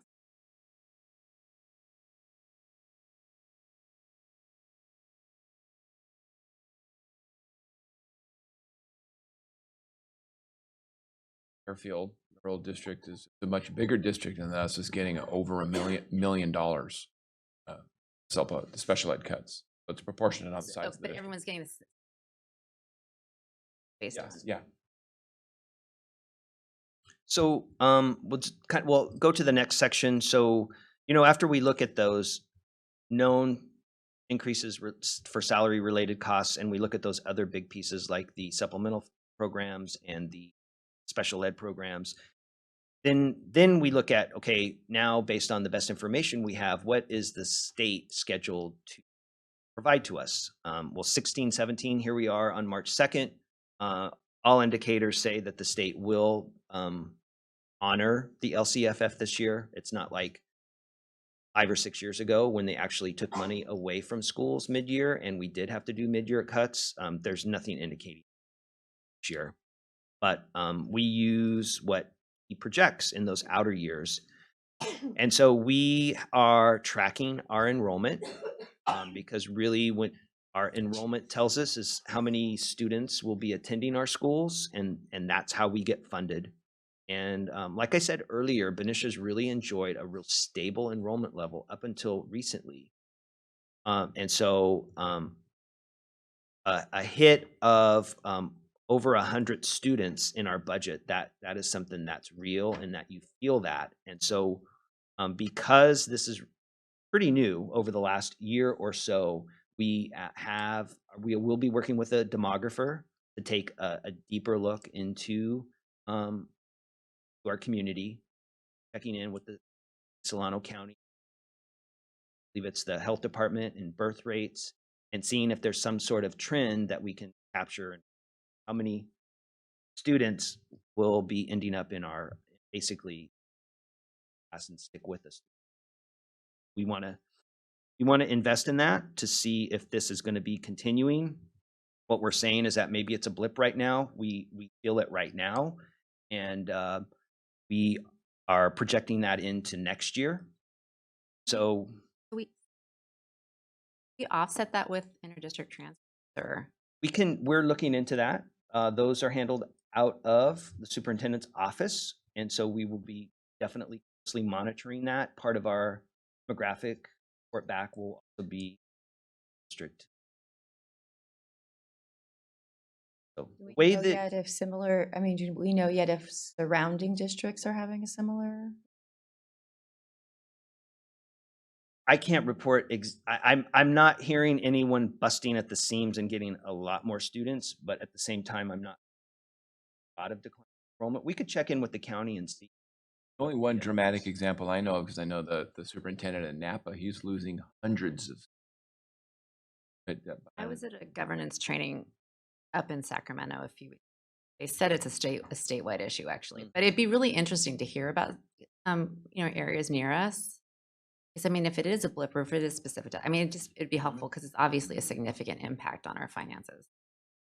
This is the other district has to agree to the transfer, so if they're not going to want to lose revenue if they're not busting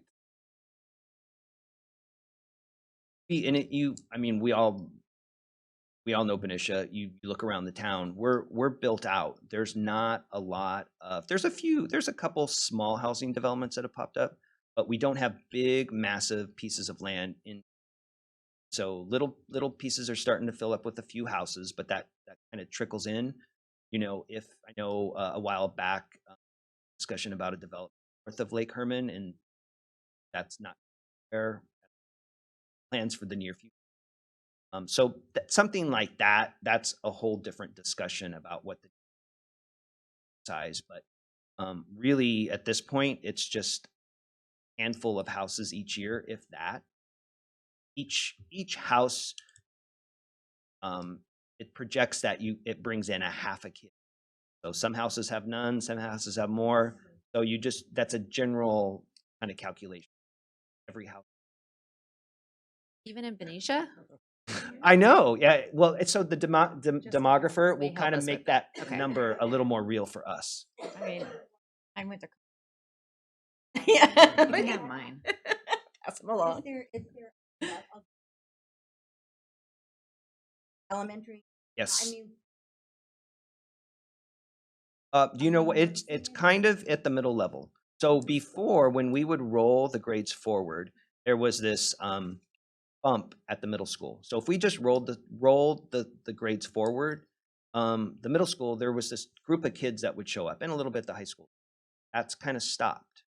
So that's something that we're aware of. We're working with the principal. We're working with all the principals just to kind of monitor that school. Why is that bump? So it's not that our elementary kids aren't rolling up to middle. Right. Yeah.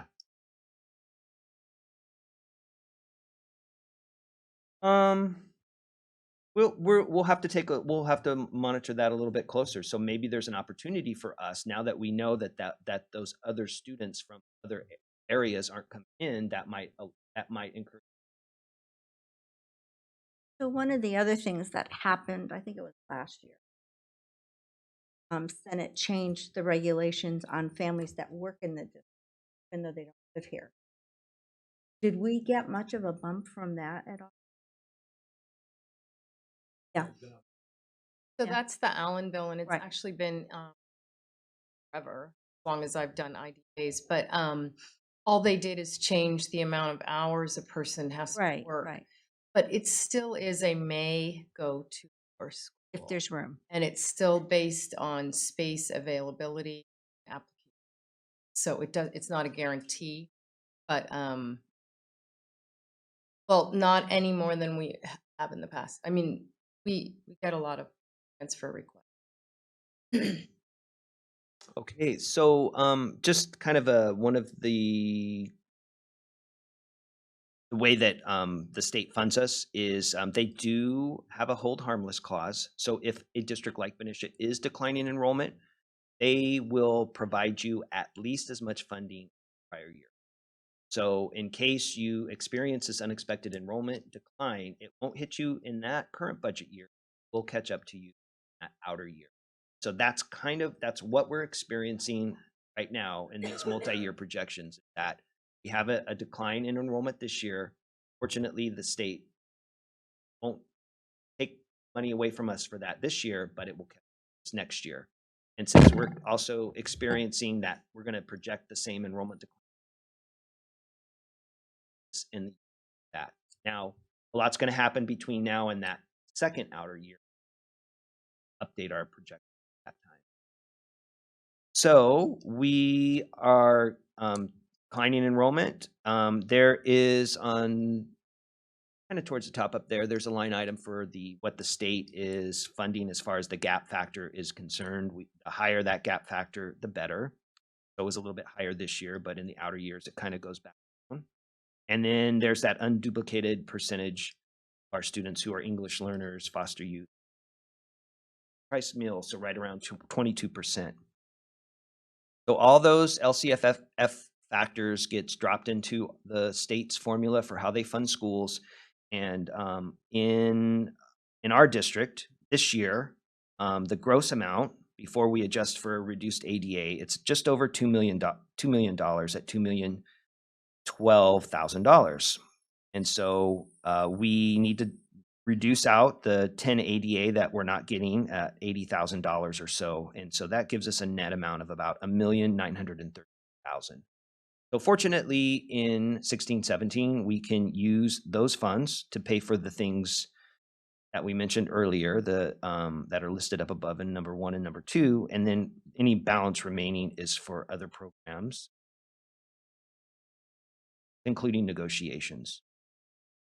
So in that next line item, number 4, doesn't impact us in the 16-17 year, but one of the things that we look at in 17-18 in that middle column is, since we are declining enrollment, that means we don't have as many students in our schools, and that means we don't need as many staff to teach that lower amount of kids.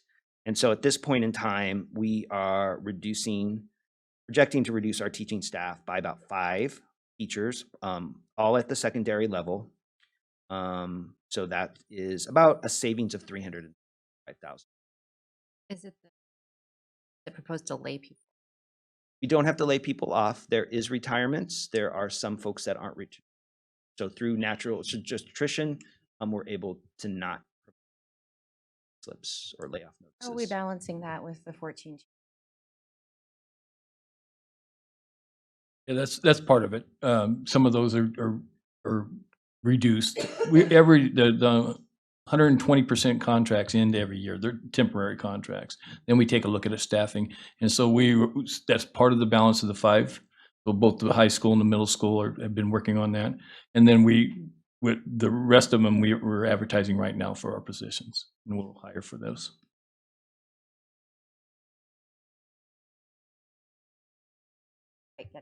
Yeah. Let's try it again. It is getting late. Sorry. Yeah, that's okay. So what we had they're accurate that there was about 14 teachers that are working what we call 120% contracts. So that would be like 2.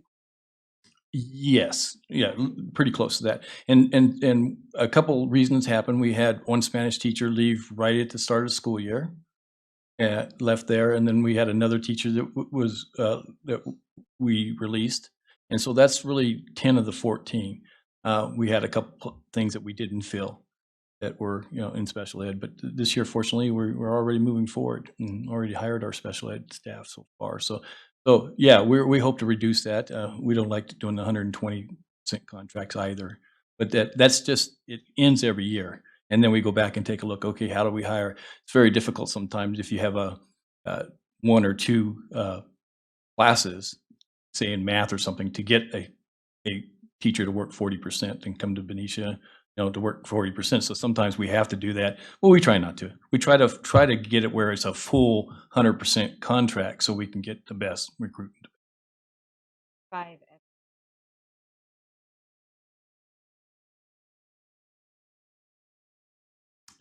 No, they could come from the overload because there's reduced. It depends on the schools. It's a little bit easier in the middle school because the classes are set. A little harder at the high school because they put out to the students what their preferences are, and it goes up and down each year. Sometimes they'll want a big amount want AP classes. Sometimes it's reduced. Sometimes it's more want art. Sometimes it's reduced. So we kind of took a look at that and the teachers that we had, the 120% teachers, and the teachers that we had retired or resigned, and we were able to fill that without having to do any layoffs. So we've been hard working on that the last few weeks with the principals at both of the schools.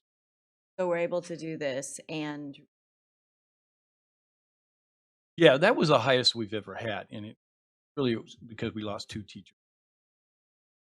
That was 10 of the 4. And last item on the slide, it's just informational. It's really it right now the only state's cost of living allowance is that they do apply it to some things at F, and I believe they use that in. So this year it was 0%. If we were under the old COLA formula, we would not.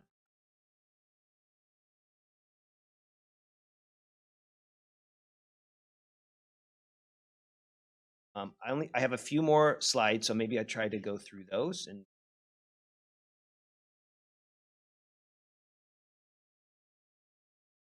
That one. So this one has our surplus or deficit up at the top. So I just wanted to point out that as of the reporting of the second interim report, have the special ed amount. So the 200,000 this year in outer years, that's not reflected in these numbers. Go with the best information at the time of the reporting, and that next time we file the interim. So this current year is not adjusted for that 200. Numbers better. They haven't been adjusted for special ed. In any case, this is what we have reported in our second interim financial report. At this point in time, we are operating at a slight surplus for the current year. Of note is that in these numbers, the district has settled negotiations.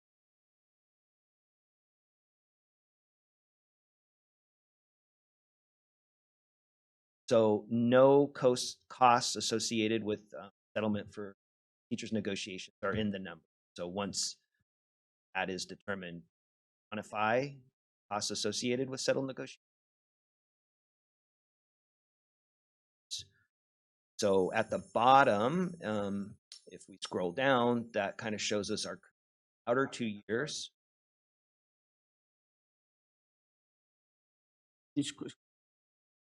Just so I understand what you're projecting is your best estimate of what the revenues might be, and the expenses as they step in column and inflation.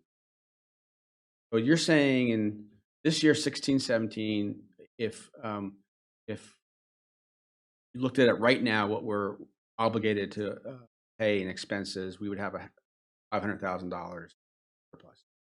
Right. Next year, if we take our current expense base with no increases, we're flat. Meaning, if we gave away that, so it was, if that $500,000 got spent this year, next year we've got a $500,000 deficit. That works? Correct. Yeah, that would carry over. The numbers would be updated. And right now, in that middle column, you can see that in 17-18, with those automatic increases, and when we compare those increased expenditures with the state revenue that we're getting and offset that for the reduction or decline, we actually right now are on track with that to include as part of our budget process some adjustments in the amount of $300,000. So to the extent that we add in the current year, that makes those outer years a bigger number that we talk about.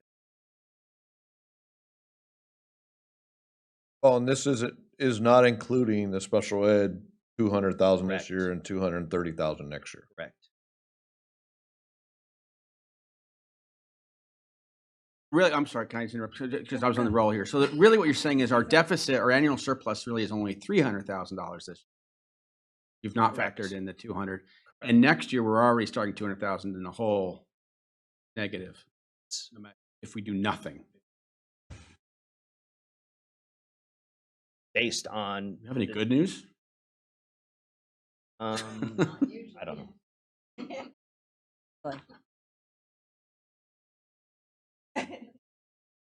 know. So in the bottom half, the good news is, so again, the current and future years, based on these assumptions and some adjustments in the outer years, does have the district reporting the minimum state reserve at 3% and our local board policy reserve, as well as those program reserves that we talked a little bit. Down below, the reserve for Right, one-time hold items and ongoing, Hold you know, that isn't quite as much because after we adjust it for 300,000 for one time. So how much flexibility do we have in that restricted reserve? So as I mentioned earlier, the reason why that's so big is because of the state one-time grant funds of about 1. So the state gave How that. flexible is that plan? So that is spend the it on something intention else. is for one-time items. It's one-time money. Once it's spent, it doesn't come back. And so it is flexible. You know, the state gave guidance in regards to kind of the 3 focus areas that we've picked: books and materials, professional development. We've kind of followed the state's guideline, but that we have flexibility So using that for. Mr. McCluskey writes a great technology.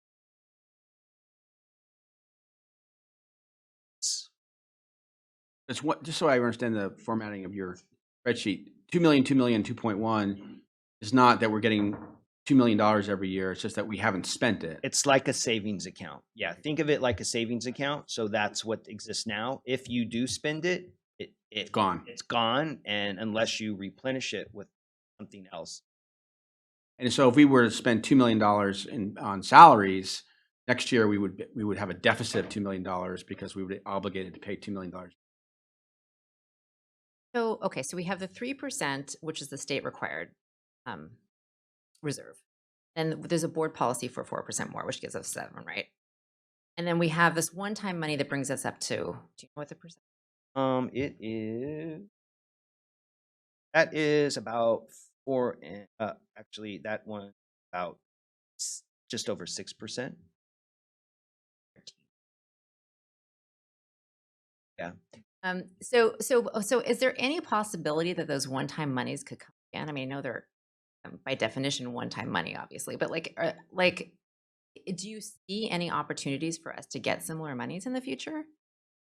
Right now, I wish I had there. So in the governor's January proposal, I believe there was a smaller dollar amount per student, 17 proposal for some additional one. Smaller than what we're getting now. Oh yeah, yeah. How much smaller? I'll get back to you, but it may have been like 100,000 or $150 In total. In total. Let me get back to you with the exact thank you. number. So it wasn't like hundreds of thousands, and it wasn't like Got dollars. it. Okay. Thank you. I really appreciate. I know we're asking for a lot of information tonight, so I really appreciate you putting this effort in. I guess the reason I ask is because I'm curious about if we do dip into that, what that means. If there's a possibility we can get money to sort of help feed that, because I mean, what I'm hearing you saying is that if we dip into that and we commit to dipping into that, and that's an ongoing cost every year, that's just obviously going to run out and put us in the red. But I'm curious, if there's a way to offset that. And it sounds like I mean, I know clearly no one here can predict the future, and state funding for education is obviously incredibly complicated. And I only just a school amount around it, but curious if anybody has a sense of whether there could be added revenues. So the last bit of information that we got just recently is that California is in the latest revenue collections. They're meeting or even better, which is helping keep governor's proposal. There is a little bit of discussion in regards to is at the state level, it's not just schools, also roads and waterways. And the little bit that we've heard is that even if there is more and dams, so we have to just follow that and see if the state does have more revenues. It doesn't necessarily mean it's coming to schools because there's other interests as well. And so, but we've just heard a little bit that maybe some of that could go to some of the waterways and dams and things, but we'll know a lot more as the May rev closer. So we have March. First part of May, yeah. First week. CSU budget meeting. Yeah, the state colleges are also would receive funds from the state of California. Same pool, same bucket of money. But so even though they say the governor has like $1.7 million or $1 billion, he's not going to allocate it to education. Other expenses. That's what we're being told. That's why you write to him. The next few slides. So it's just a different way of looking at the or how does it hold up over the following year. The blue is our mandatory reserves. It really stays at about $6.2, $6.3 million. That's the minimum state 3% reserve and our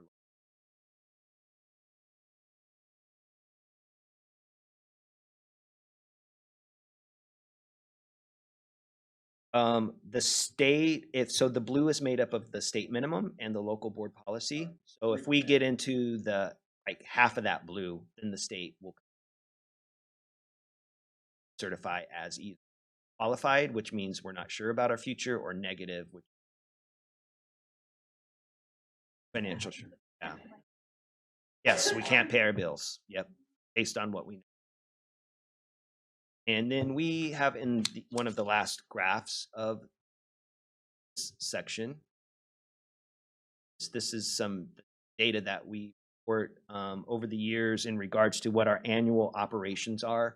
In those earlier years, 08, 09, 09, 10, 10, 11, the Great Recession, California hit us. And so kind of spread out the pain. The federal government did come to schools rescue, kind of the 10, 11, 11, 12 year with the federal era funds. So our district kind of banked that over several years to kind of help try to minimize budget adjustments. See, for the rest of the year, our goal is to kind of operate at break even. If that doesn't always happen, to spend those funds.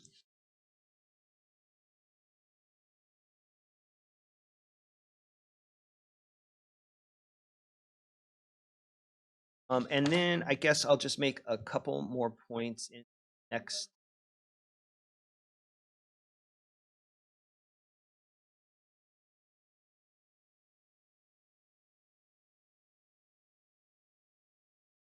Some closing talking points.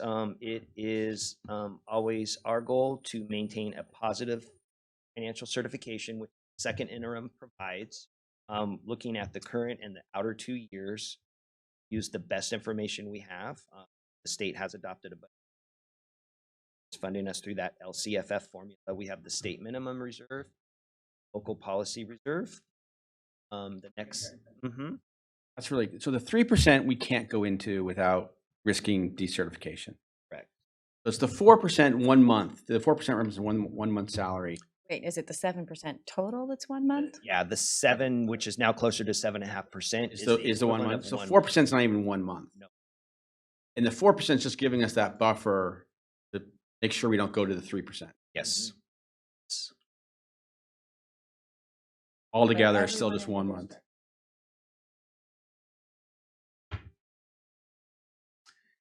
And a slide just documents that local control funding formula. You can see right now it is just above 8,000 at 8,000 students. And in order to receive the state's LCFF funds, Benicia, like all school districts in California, have to produce a local control accountability plan. One of its authors is sitting to my left, Dr. B. So we are updating that now. It's a guiding document. It includes our 3 goals, and it is our attempt to have a plan that describes what we're doing in our district and also show how it. So, Dr. Beatson, do you know, is there a couple meetings coming up or what's the? So we finished our stakeholder meeting, so all sites should have done them. We did them with site councils. We had some parent forums. We met with students. We will be meeting with the school board on a Saturday session coming up later this month in a couple of weeks. And then our DCC has met and taken all of that input and did some categorization of, District Curriculum Council, did some categorization and looked for themes within that data. And then at the end of the month, it is March 24th, and I'll get the information out. We will do a prioritization gallery walk. So with all of the input that we've gotten, we'll have it up and we'll have a process where people can come through, look at our data, because the LCAP does require us to make all of our decisions based on student performance and how our students are doing so that we can show impact of our actions. So people will be able to come in and help us rank and prioritize all of the input that we've gotten, knowing that we won't be able to fund all of it, but help us make some decisions or some recommendations to the school board as they adopt. Did I read somewhere that the state's coming out with a scorecard, uniform scorecard? Yes, so we have them. They are embargoed right now. They will be released in a couple of weeks to the public.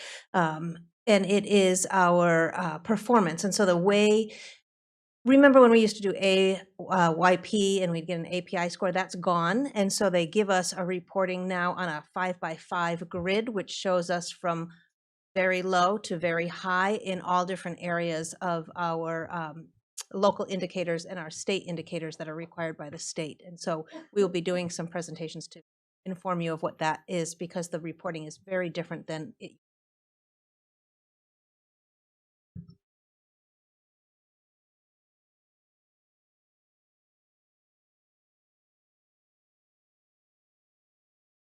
Popular topic, but budget cuts. Currently, in the current year, we're on track. Still got with our teachers group and settle negotiation with them. That back to have some work to do in the outer years. We have to pay very close attention to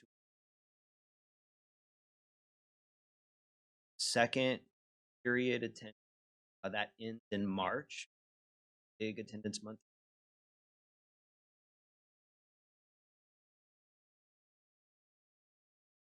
Through March, but through the whole school year. And so that, yeah, we'll know after the end of this month a little bit better if that ADA number might not be kids or don't know that. So we're going to continue to monitor that. We're going to continue to work on revenues and expenditures. And we'll be, coordinating with the LCAP process and the budget so that. Tim, on the special education issue, since that 200,000 is coming in this year's budget, are there possibilities of reducing special ed costs in this year's budget, or? I'm not so sure if we can reduce current year special ed costs. What we do is we just kind of comb through the entire budget. It's not special ed revenues for this year aren't over yet. We have a big meeting in a couple of years to see if maybe they can release some additional funds to help us cover that for this year. So we're going to pursue that angle. And we're also just going to kind of, Dr. Patton and I have sat down at least once, special ed budget. So we're still seeing if there are some savings in some other areas. Still collecting some invoices from some of the special ed services at the county level might be some. I realize it's very new. Thank you. Budget cuts. It sounds like from our discussion, there's not a lot the district can do to increase its own revenues. Community could step up and offer donations or parcel tax, but for us right now, doesn't sound like there's much we can do to materially increase our revenues. Could reduce our expenses. So if I look at the budget, to free up more money, if 80 or 90% is driven by salary compensation, would things like increasing class sizes that reduce our expenses? Would that free up more funds? There are other ideas that we could do where we could reduce our expenses, free up. Yeah. What would be the impact of class sizes for? And are there other big ticket items that would free up? Yeah, I'll kind of just kind of share a couple items, and then anyone else. So definitely, like I said earlier, Benicia follows suit. All other unified district state, 85 to 90% of budget is all employee groups stated and classified, and right now, and contracts with. You look at the instructional side and you look at the operational side of operating a school, obviously, and instructional support. Any, counseling and psychologists, classified side, you have office staff, you have custodians, towns, missing a whole bunch of instructional assistants, technology, office staff. So yeah, you would take a look at the start doing that analysis. What do we have? And right now with class size, so right now our contract, each year has having a class. So that would be one way if they're more students sitting in the classroom. How does Benicia compare to? We actually have contact limits per day for secondary. It's negotiable. It's in the contract, and like Mr. Rayhill said, in class sizes, it's negotiable. Where do we stand in the general area? We're lower than most as far as our contacts per day in our class size, and traditionally have been, and we're seeing a lot of successes because of class size. We are lower than surrounding districts, especially in Solano County.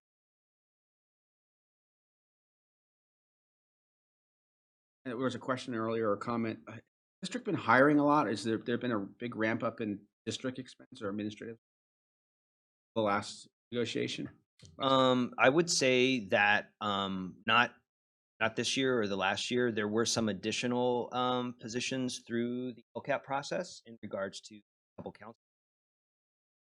I'm not sure if one of the vice principals might have one of the secondary schools added through. That was a few years ago, though. That's been around for since the last negotiation. I would say no. No, the administrator at the high school, we did add an additional counselor at the middle school, but the addition of the high school vice principal, that was just bringing back what was cut prior. The size of the administrative staff at the schools is no larger than it was in 2006 before. We have added counselors. That's the addition. About staff at the district office.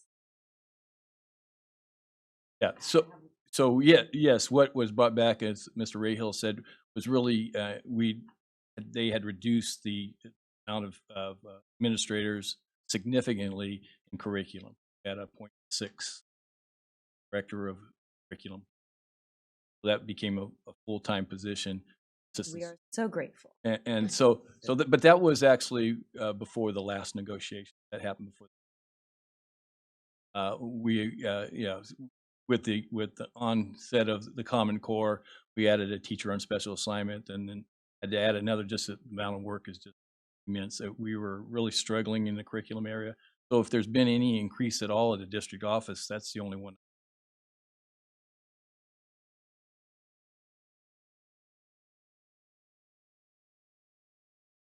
Steps on the last slide. Once approved tonight, we file the second interim report with the County Office of Education along to California Department of Education for their review and filing. And mentioned a couple times earlier that the governor will present a revise his proposals for the 17-18. Back to you. That impact on our school, not only.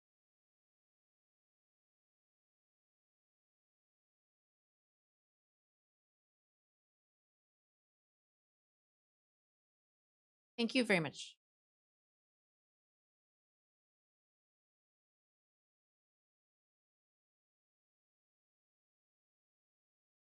I think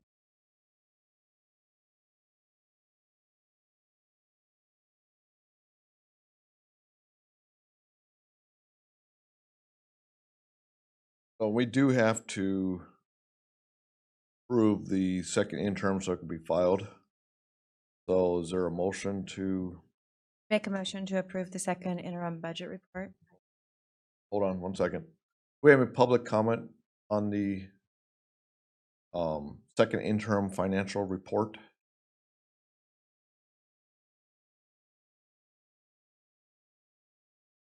Okay, now there's a motion. Was there a second? Okay, so all in favor say aye. Aye. Any opposed? Okay, that passes. Now we're gonna jump back up to section 12. And thank you for staying through all this. And teachers, thank you for sticking around. At least, hopefully we are on the same page or attempting to get that way. And thank you for your comments and your work. You wanna, yep. I'd like to welcome Ms. Egan to the podium to give us an update on our solar feasibility study and work with Proposition 39. And do you have a consultant, a representative? Actually, I'm just going to share and Okay. introduce our consultant. We have Elliot Feldman from Sage. They are our solar consultant, and also David Struck from KW, who is more on the side of energy efficiency. And I'm going to let them present the updates.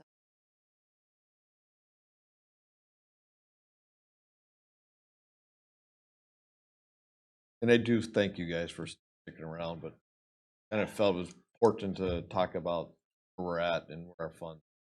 I bet you found that really interesting too, right? It was interesting. Good. Good. There you go. There you go. Right.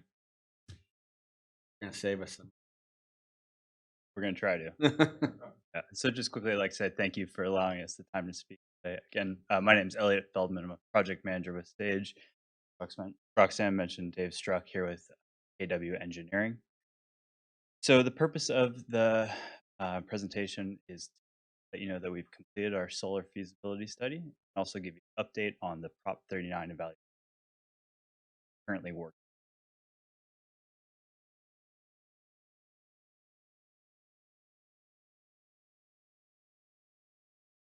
So for the solar feasibility study, I'd just like to give you a quick overview when we talk about. We'll give you kind of some information about how we put together the study. We'll show you the conceptual solar designs that we've all landed on. I'll give you some estimates for the cost savings if you were to implement solar, as well as pros and cons to various scenarios that we've identified and the available. After that, I'll pass it over to Dave and he'll talk about Prop 30.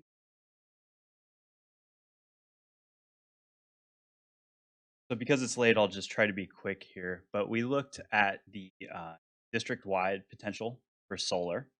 And we did that by first evaluating 3 years of historical energy. That we established a baseline and really got to understand how much From there, we started looking at how large of a system size would it take to fully offset the electricity costs for each of the sites. After we knew the target for solar, we then worked with various stakeholders to talk about what's the best solar application for this district and find out really where it could be installed.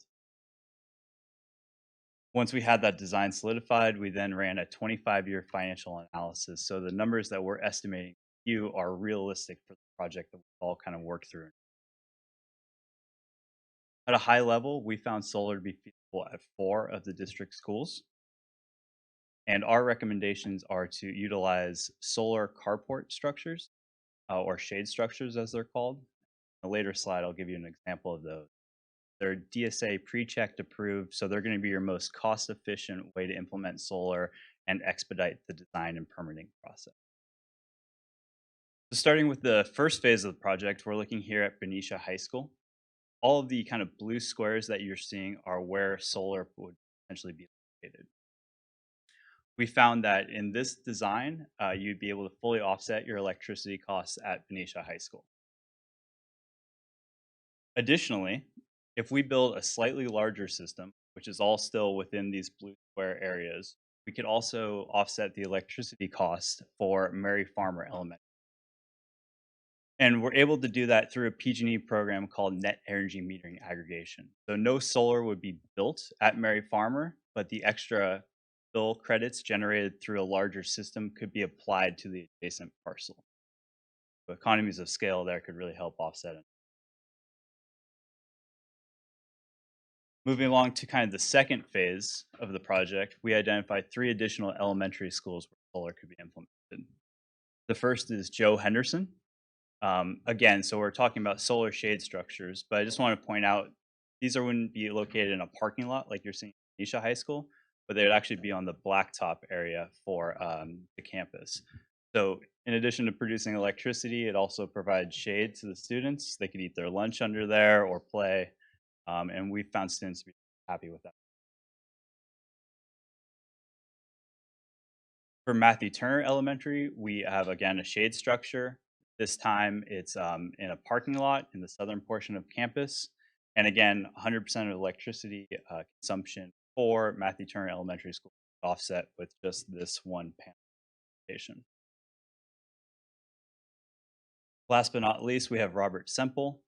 Again, another shade structure design located on the blacktop of campus, providing shading, fully able to offset the electricity costs of the.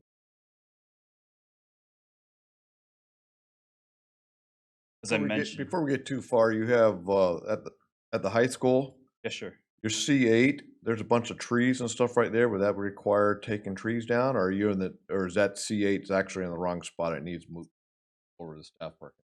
Great question. So if a solar vendor was to utilize C8 location, trees would need to or be significant. And that couldn't be moved further closer to the freeway over the teacher's parking lot where there is no trees? Yeah, another great question. So what you have right there is just a conceptual area. Okay. What we've told, and moving forward, what we would tell solar vendors, we really don't want you to put anything here. Try to get the production target that we want with everything. Okay. Got it. We identified kind of the last possible location. Out of curiosity, none of them are on the roofs. Just why not? Yeah, another great question. So for a public school project, if you were to implement solar on a roof, you go through a much lengthier design review process. So it's going to be extra cost, and a lot of times it requires a bunch of structural upgrades. Try to avoid that. So here's an example of what the solar shade structure would look like. To give you a sense of scale, at the low end, it's going to be about 12 feet high. And at the taller angled end, it's. And again, this DSA pre-checked. On the design, this is kind of a sure. Couple, especially the high school. I think we have a lot of geese. Okay.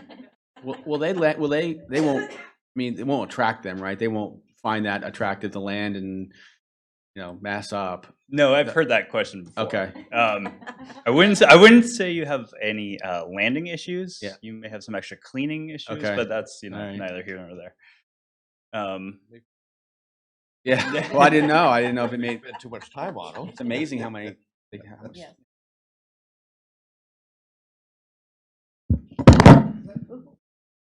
Sorry about that. So just to quickly summarize what I just went over. So we found solar to be feasible at 4 schools. Project scope we're identifying as project 1A. So that's just standard Benicia High School design offsetting the. That project could be financed primarily through the already secured $3 million 0% CEC loan that the district has. If we build a slightly larger system at Benicia High School to also offset Mary Farmer, you can still apply that $3 million 0% CEC loan. The additional costs would need to come from probably clean renewable energy. CREBs, as they're well known as, are a partially tax-exempt federal bond designed. The really great thing about CREBs is they have a very low interest rate. So all-in cost to borrow money through CREBs is about 1.2. Lastly, the 3 elementary schools we're treating this project scope 2. You can very easily finance that with CREBs, rolling it into a broader package for the bond. Or you can utilize something called a power purchase agreement. In a PPA, your district actually wouldn't own the solar system. A third-party vendor would come in, they're going to design, they're going to construct, and they're going to own the system for a term of your 20 or 25 years. What the district would be doing would be purchasing electricity at a rate that's generated from the panels at a rate lower than what you're currently paying. That's where the cost savings are. Yes, please. So, so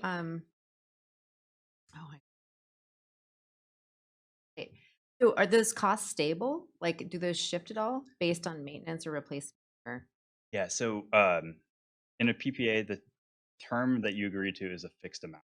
So what you're paying for kilowatt hour over the course of 20 years is fixed. Never change.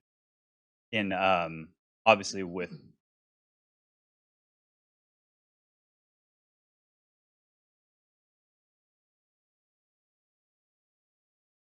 As you heard from the earlier, really looking to avoid increasing our expense base. So does this use our expense base, or is it 0? Or?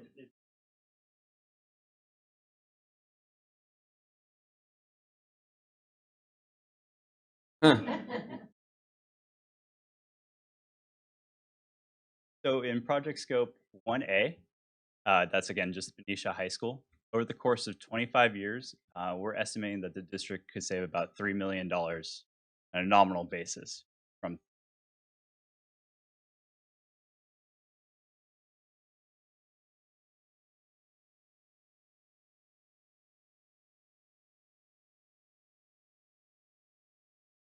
But we're also responsible. What about just in breaking it down by year? So in year 1, are we going to have expenses not in our budget yet? All kind of relate to how you would choose. In our feasibility study, there should be cash flow models. I believe project scope 1A and 1B, especially if utilizing CREBs to.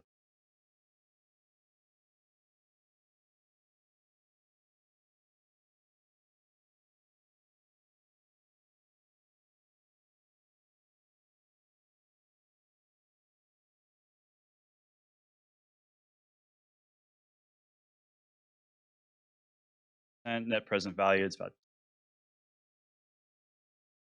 For the second phase of the project, the 3 elementary schools, these are much smaller projects, and inherently they're going to be more expensive to build.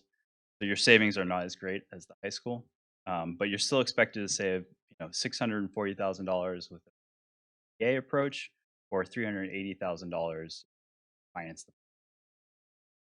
All 3, reducing your full electricity costs and savings. So, Sure. so I mean, so these projections and our savings are obviously over a long period of time. And I'm curious. So I don't know a lot about solar, to be perfectly honest. So does it have to be sunny? Well, yeah. So it does need to have a relative amount of sun. Right. But what we I do. figured. I figured. So my question, my question is, I mean, and obviously you can't, I would Right. not expect you to know this, but like with climate change and with really kind of variable weather and unpredictability, I'm curious about that. Like if that fits into your model around cost. So for example, I mean, we've had a drought, so we're probably gonna have a lot of sun, right? Although this year is different. But what, for example, if like things really changed significantly, we had a lot more cloud cover.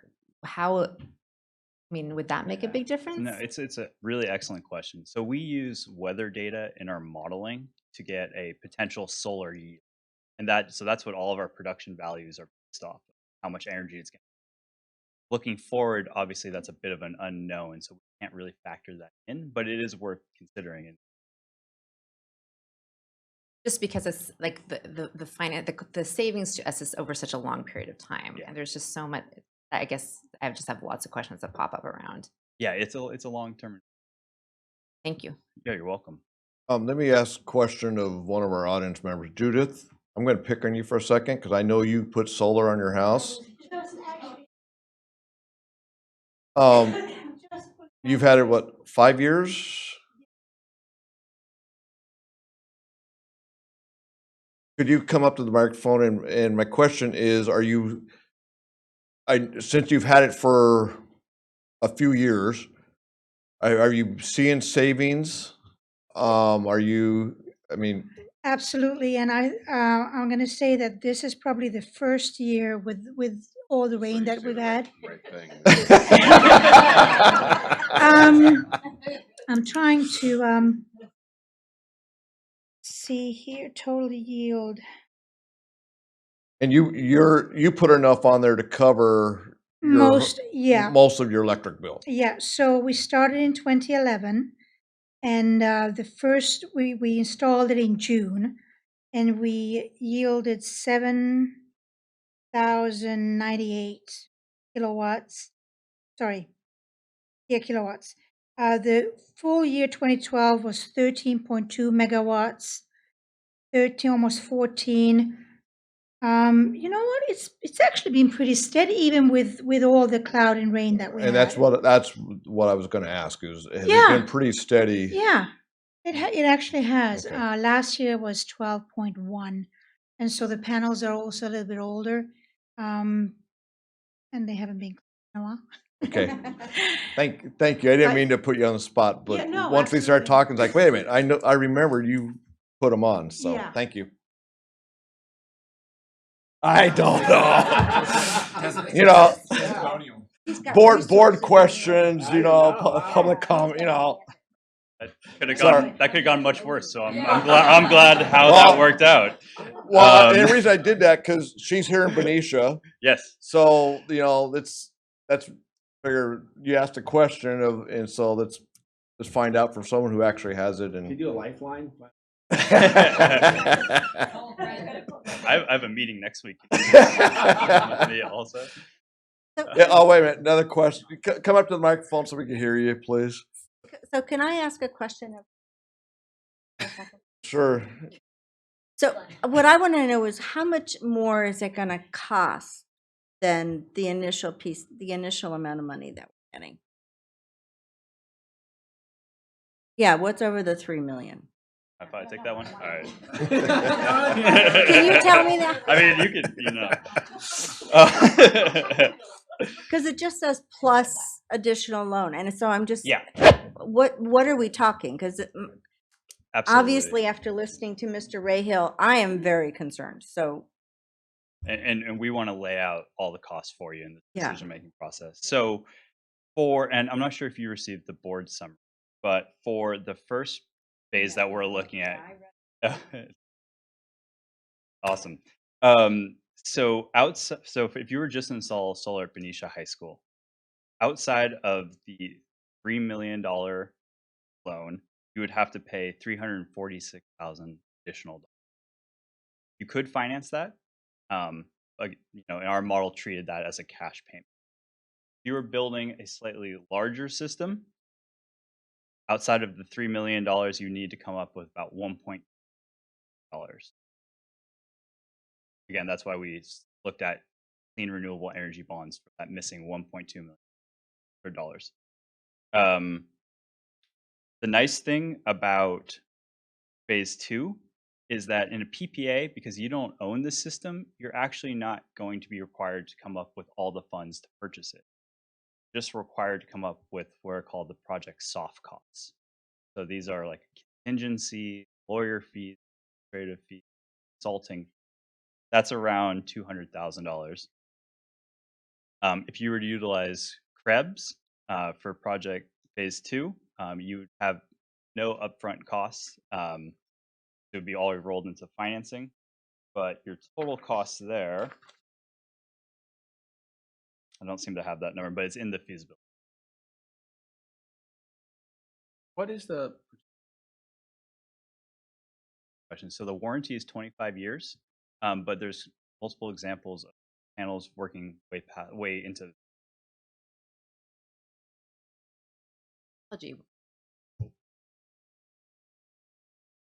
Yeah, I think we're definitely at a high point right now. The panels have never been cheaper. They are fairly efficient from where they've come in the last 30 years. We will see efficiency gains, and there will be some price cost reductions. But for example, there's battery energy storage coming out right now, and we're advising our clients to hold off on that because the cost will be coming down so dramatically. With solar, we feel like it's a mature market. You're not going to see that many.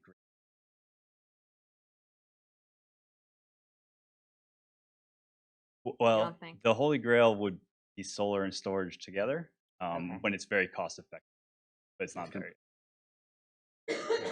I'm involved in a microgrid system at the hospital right now, but it's all off of grant money. Yeah, early adopters. So I think for my part, I'll just quickly finish up with. Oh, we have one more question. Oh yeah, I'm sorry. February last year when we met solar, about 520 for all 7 sites. That we're doing. Are we offset because the money? Is there enough money to pay the offset? I mean, forecast actual. Because you said 500. That's what's the head. Because I asked you in May, you guys. I do have solar, but my neighbor. I didn't buy it till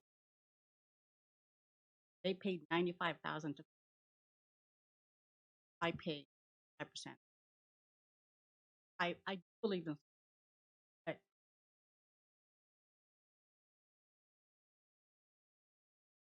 7 sites, 500.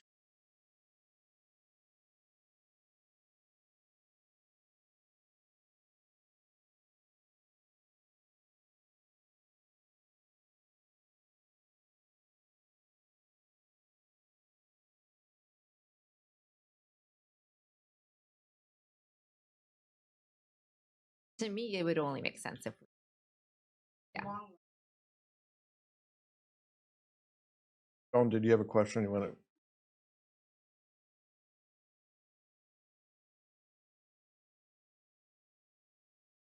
Whenever.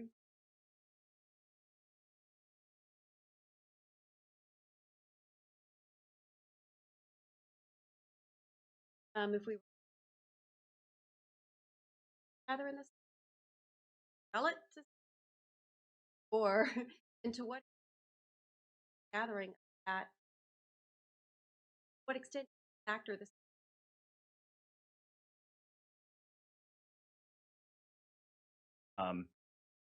The storage component that I think I touched on it briefly. We're not recommending it because the prices are too high. There's too much. Amount of sunshine over the course of a year is factored the weather data that we use our modeling, so that we are looking at an annual basis to know solar. Your bill is also course of water. So any savings over here is going to then be applied from solar. It's going to be applied to your overall bill. It's not just a one-to-one second thing.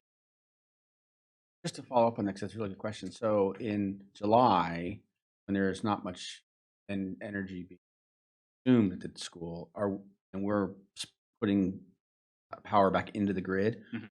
would PG&E be paying us? Would we be positive? Yeah, so you're going to have positive bill credits at that point Okay. versus a negative bill when you have a heavy draw. Right. Okay. Why not all the sites? What eliminated the? Yeah. So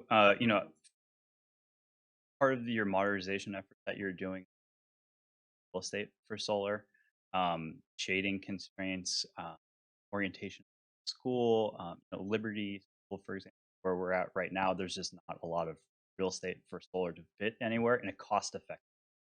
So we try to really look at what's going to keep this most. So as I understand the economics of this is essentially there's a cost to build it, which we'll fund through low interest finance, zero to low interest financing. Yep. We'll be paying it back. Yep. But that the amount we're saving year over year is actually kind of marginally small on a yearly basis. It's not a windfall. No. The real savings over long periods of time. But we won't be in a situation where it's increasing our expenses. Right? The projections are we would save money each year a little bit. Yeah. And we would be being responsible and using renewable. Absolutely. Absolutely. Yeah. So it's over the course of 25 years, you're going to have annual savings that amount to a decent amount, in the $3 million range, but you won't have higher cost than what you. At the high and in terms of at the high school where we've got what we call the Echo Academy and is there any opportunity for the students to participate in the project and the maintenance of it as a learning exercise? Yeah. So in our RFPs that we build for districts, we like to spec an ad alternate that has an educational component. And solar vendors are really familiar with this. And that can be everything from field trips showing the inner workings to giving the data to a math department to look at. There's pretty comprehensive education. Cool. So just as a reminder too, so part of the Proposition 39 is the energy efficiency phase, right? So that's the big first round of savings that we don't move to solar until we use a good percentage of that Prop 39 money, right? To be as efficient as we can at the high school. Then we move into, that's you're going to talk about that. Then we move into generation.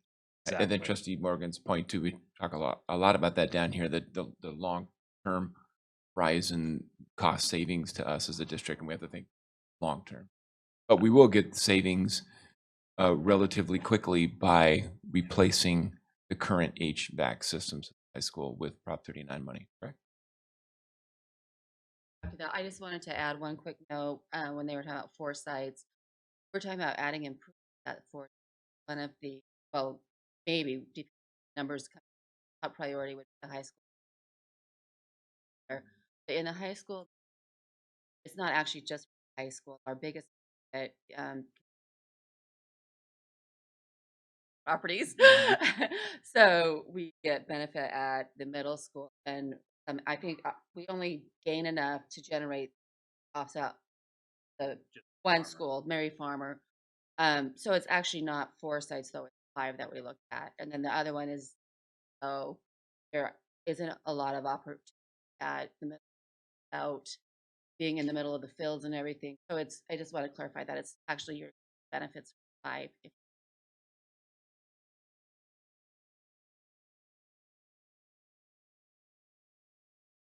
That is the one that option. Option 1, slightly larger system at Benicia High School, also offsetting electricity consumption for Mary Farmer. I just heard middle. No, we don't have enough space, unfortunately, to also build. The middle school is an adjacent property, so in theory you could do that, but there's just not an area. So I think maybe it's best to pass it over, jump in and talk about Prop 39, and I'm happy to answer any. My stuff's a lot less bad. First of all, everybody's familiar with Prop 39, where the money comes from. I don't need to go over to the Prop 39 101. Wait, next. Oh my God. Just push right there. So I'll go through some of the potential funding. Benicia has about $1 million to spend under the under Prop 39 program. Look at the timeline, some of the benchmarking data that we combined gathered about all your sites. We'll just discuss that briefly. Technical findings, what we identified at your sites. Good news is that Benicia is actually pretty efficient. Done a lot of stuff in the past, which is a good thing and a bad thing, because the bad thing is that you did it before Prop 39, therefore you sort of did it on your own dime. Good thing is you've been saving energy dollars for much longer. No, you've done energy efficient lighting about at all That's your right. sites. Yeah, That's right. There's a few exceptions, certain special areas that we've targeted. And then we'll talk about what we have to do between now and August, which is the deadline. And so there's your budget. I want to focus in on year 5, because year 5 right now is an estimate. If you notice, years 1 through 3 declined pretty dramatically. It's about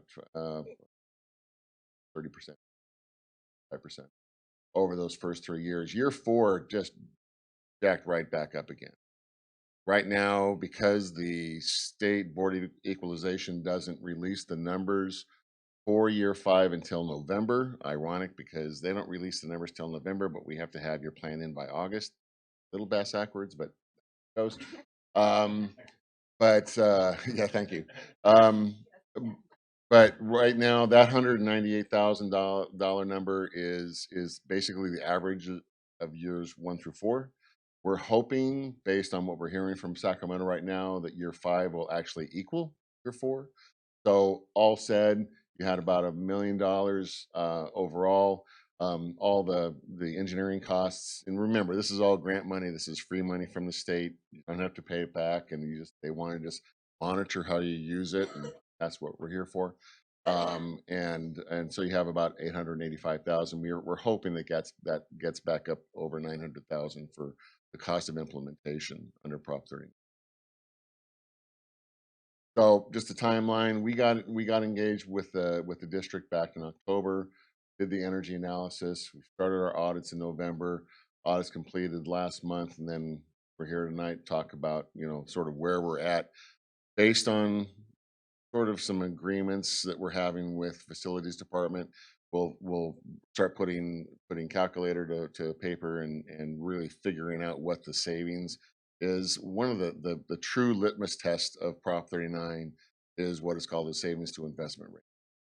So we have to meet a certain hurdle rate, not a real hard hurdle rate to hit. It's 1.01 savings to investment. Stuff that pays back, or excuse me, stuff that has a longer life expectancy, like air conditioning systems, has a much more attractive life expectancy, but tends to have a little bit lower SIR as opposed to lighting systems, which obviously pays back much quicker.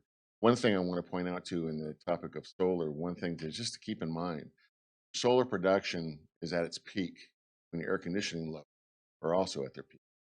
So those two curves parallel each other.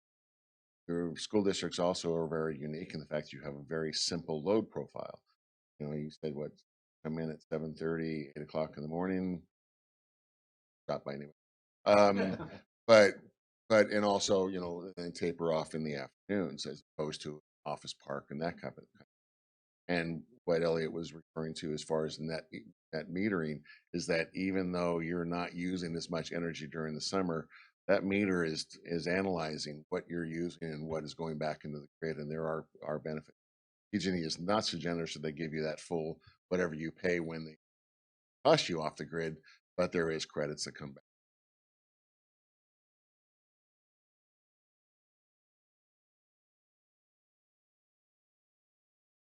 I just want to cost of energy per year. That's really what we're looking at. Your high side on electricity gives you a good idea. $175,000 a year, Benicia. How much energy? I heard earlier, I believe Mr. Rahill was talking about the PERS and PERS. Tier 3 is going to be 604. That Actually, that's PG&E and MCE. Right. So that's 200 or 300 and or 287.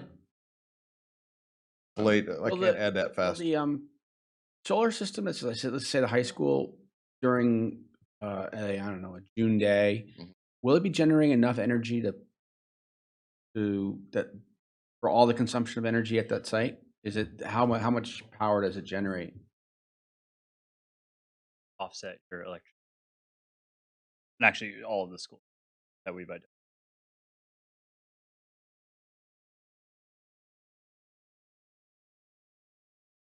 I know. And like you were saying too, is that each year PG&E does a true. I'll give you a really good example. One of our clients that is technically a zero net, meaning that the extent of their PG they get averaged out over the year, equivalent meter charge only. So it's about $300 a year they pay for that. Right now, they might over the course of the year get a bill for 1,000. They might even get a statement that says, "No, you're good this month. You don't owe us anything." But on an annual basis, that's really what we look at. You can't really look at short term yet. So then this is basically a rundown. Instead of looking at just cost per site, this really is where your biggest energy hogs are on a per square foot basis. So yeah, Benicia High School still rates right up there when it comes to total square foot, but then you're also looking at the even Semple and Turner when it comes to electric usage per square foot, or of your highest sites. But when it comes right down to it, UI, which is energy use, that's really what we look at when we look at using in terms of energy per square foot. Because your high schools, even though you're going to be your biggest users as far as energy and cost, may not always be your biggest consumer on a square foot basis. Believe it or not, there's a lot of new schools being built now that are some of the biggest pigs that we have to go back in on almost the new schools. And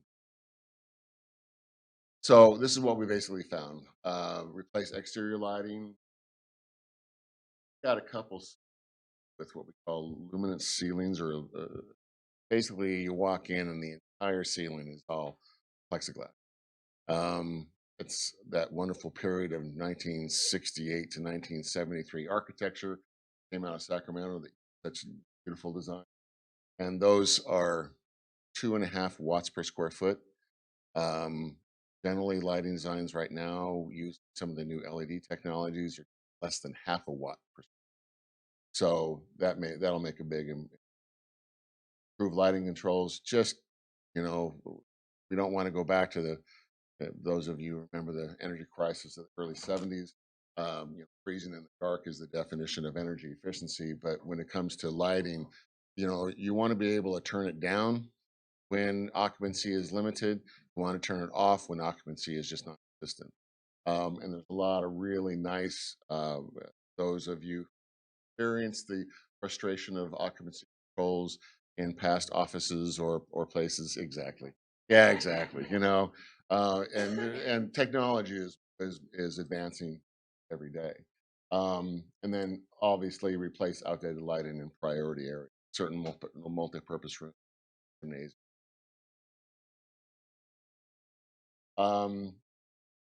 In meeting with your facilities department, we got a very clear message that the energy management control systems that the district has in place are failed, or just really cost not effective. It's cost a lot to maintain the systems, replace them. Controls companies, and I'm an ex-control company engineer.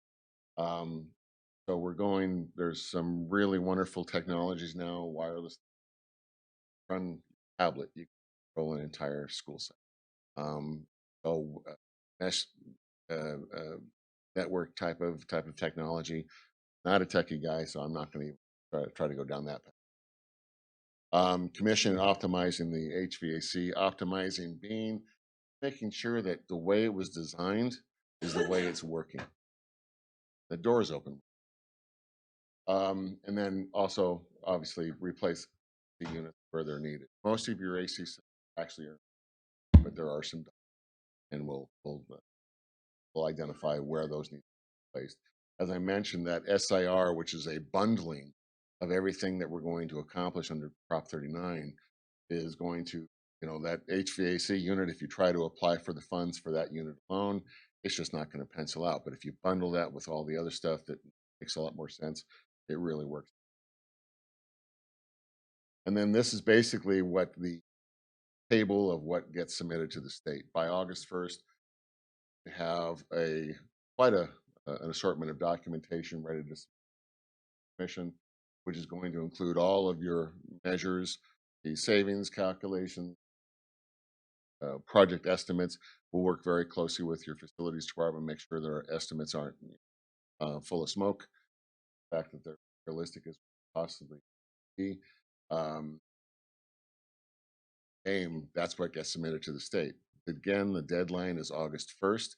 That does not mean that it has to be submitted to the state by that time. There can be some revisions to it that can go on, and you don't have to be done with those projects until 2. So it's an ongoing process. And if you really want to get optimistic, Sacramento's right now is talking about possibly a Prop 39 version 2 that we're hoping on.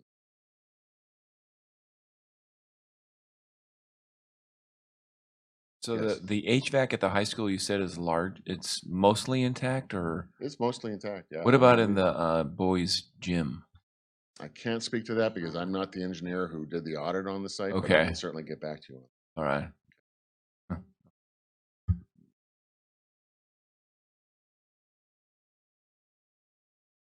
I'll make a note of it and I'll let you know. Well, looking on your last sheet, I know it's just a sample draft. I think we're all at T8 lamps. Are you looking at going to LEDs? Is the cost factor, in other words, are we going to be saving, how long is it going to take to pay for LEDs versus keeping the T8s in there? Very simple answer and very good question, but the answer is You don't know. no. Oh. Come on. Exterior LEDs have matured. The riffraff is slowly going away into the afterworlds of bad companies, and exterior lighting is almost 100%. High bay, gymnasiums, multi-purpose room, same thing. When you get into these type of fixtures, classrooms, such, your basic 2-lamp T8 fixture with an electronic ballast is still probably one of the best technologies. Understanding that with the T8 lamps and the electronic ballasts, if you ever heard stories about epileptic seizures and flicker and hum and all that stuff, that's completely gone. We've gone through and that's what the district did do over the last 2 years is they upgraded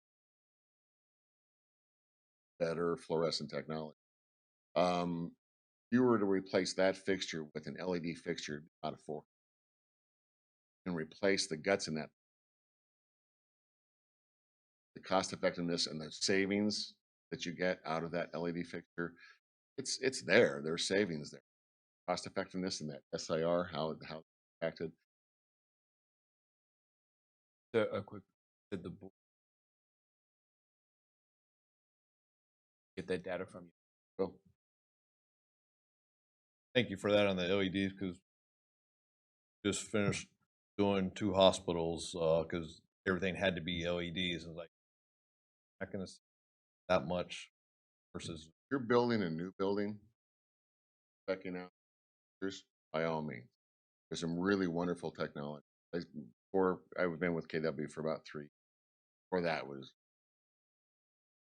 and that was a period where LED office fixtures were coming out. They were still real expensive. If you've heard of LED tubes to replace those, please don't go there. It's just the worst thing. There's every snake oil salesman in the world trying to sell those things. But if you go in for a new fixture, you look that's up, true statement. they're bad. Yeah, there's a lot of reasons why they're bad, but they're bad. But you can look up into a brand new LED fixture and compare it to that. So the technology is there. It's just the fact that on a first time construction cost, it's the right thing to do. Retrofit, it's amateur. Other board questions, comments? Any public questions, comments? I told him mine. Thank you. Thank you, and thank you for staying late. Oh, sure. No. You're welcome.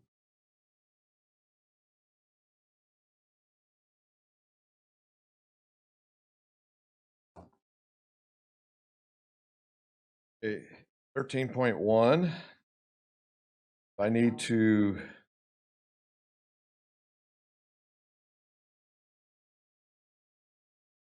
take a nap. So we need to close the board meeting, open up public hearing for consideration of action to set the retention of the following projects at 10% because the projects are substantially complex. And Roxanne, you want to take that? And Public Contract Code 72011 provides that retention proceeds withheld from any payment by a public entity and an original contractor between an original contractor and a subcontractor and between all subcontractors thereunder relating to the construction of any public works shall not exceed 5% of the contract price. Public Contract Code Section 72014 provides that a school district may withhold retention proceeds in excess of the 5% from the original contractor where the district has approved a finding during a properly noticed and normally scheduled public hearing prior to bidding the project is substantially complex and therefore requires a higher retention amount than the 5%, and the awarding entity includes both this finding and the actual amount in the bid document. So in our packet, first of all, item number 1, Benicia High School Fire Alarm Project. Staff recommends the board act by motion to declare it should say Benicia High School. There's a error in that statement, so please accept that. It's intended for the high school. Fire alarm improvement project is substantially complex and set the contractor retention at 10%. If you'd like, I can go through all of the items listed, or do you want me to just summarize the two? I think you just summarized. Okay. And the second project that we're requesting is for the Benicia Unified District Solar Photovoltaic Project, one they were just talking about. Staff recommends the board act by motion to declare the Benicia Unified School District Solar Photovoltaic Project as substantially complex and set the contractor retention at 10%. As I said, in the full line and in your documents, all the reasons why we're asking. So what does the retention do for us? So the retention is an amount that is withheld from the contract till the completion of the project. So it gives the contractor impetus to come back and finish all of his punch list items and do everything as per contract. It's more of a savings that the district has to make them work the way they're. And then the district is required at the end, we file a notice of completion with the county. Once that's cleared 30 days after that, then we release all of the money. We pay as they go or monthly for what they've done so far, percentage wise. And then they claim the project's done. We do punch list inspections, and well, after they take care of all the punch list and everything, and then we file with the county. And after that, we Right, and we try to be very friendly with the contractors. We know that, work hard and they need their money to keep their going. A lot of companies only allow like monthly billing, and then they're really slow to turn around payment to the contractor. We actually have been letting them do it bi-monthly, which is work for the staff, but we feel they're going to work harder if they're getting their money and everybody's has more of a, we're in this together, we're going to get a better product. Sounds like this is no addition, I'm new to this project, but this is no additional cost. It's just basically holding some extra money or additional money aside beyond the legal requirements to sort of ensure that the project is. It's just an extra protection for the Great, thank you district. for clarifying. I mean, it's in our best interest to always do this, just that the law says we only can do it when we make these findings. You're selective in when you choose to do it. And just and again, for clarity, the fire alarm project's being funded from bond money, not our budget.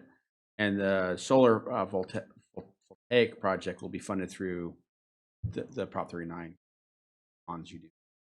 Well, and the solar, we're also looking to use the CEC 0% loan. Yep. And so one thing, the next steps that we have to find this before we go to bid. We want to do the 10%. And the next step that they would do in the solar is start putting together the request for and soliciting to get 4 quotes, at least 4. And then they'll be coming back to you with, here's what we found. I'm just saying that the Big funding source. the expenses will match the funding so that it's not hitting our expenses. Right? We'll come back with that financing schedule. So CEC loan and those bonds. Wondering how this. They would be paid based on the electricity savings. It's to PG. That would. That financing.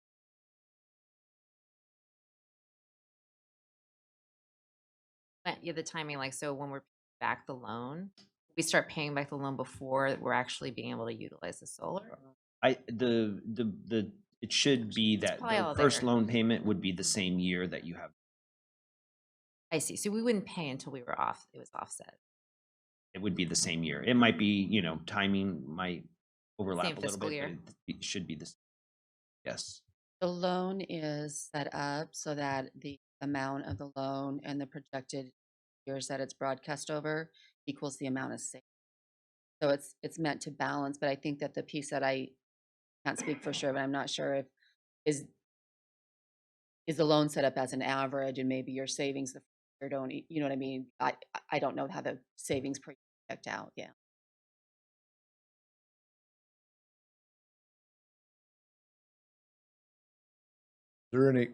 Is there any public comment or questions? Hold the microphone, please.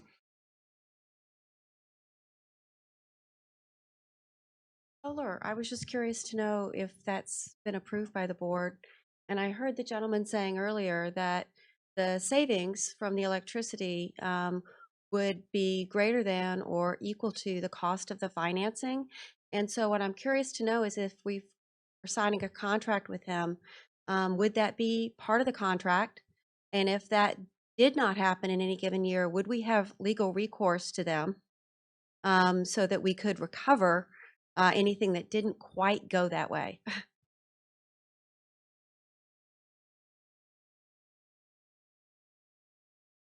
Someone have it? Can I ask that question? How does the structure work? Are we at risk of having expenses that we didn't?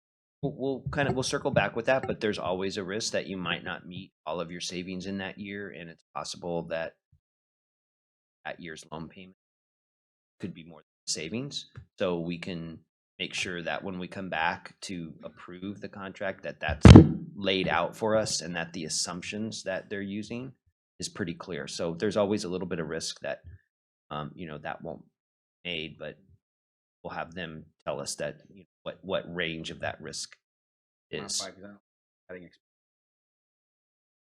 I could just add to what he said, I have to come back with it, but I don't know for sure. It may be that go talk to the loan. They set the term of the loan based on projected savings. It may or may not. I don't know, but there may be some conversation that could be had too. project it longer. Thought we had it. And then just the other thing good question. We'll be coming back to the board when we have pricing, and it'll take a board motion to allow us to contract. So we can back that. So tonight we're just asking you, can we have 10%? I mean, I just think it's critical that forward with this project, with a high degree of confidence that it is not adding to our expenses. Yeah, we've talked about that all along. I as superintendent, I would agree with that. I didn't want to take this project on if it was money. I mean, the benefit of being green and the factors are wonderful, but we don't want to accrue expenses through this. We never thought that. So we'll double back and we'll get the information to sort of look what this looks like over a long horizon. So we make sure that we're costs.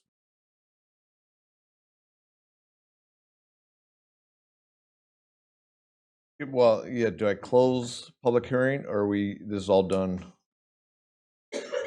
Which I did. That?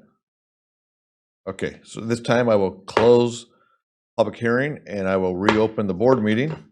And do we have a motion to set the retention of the projects, both projects, to 10%?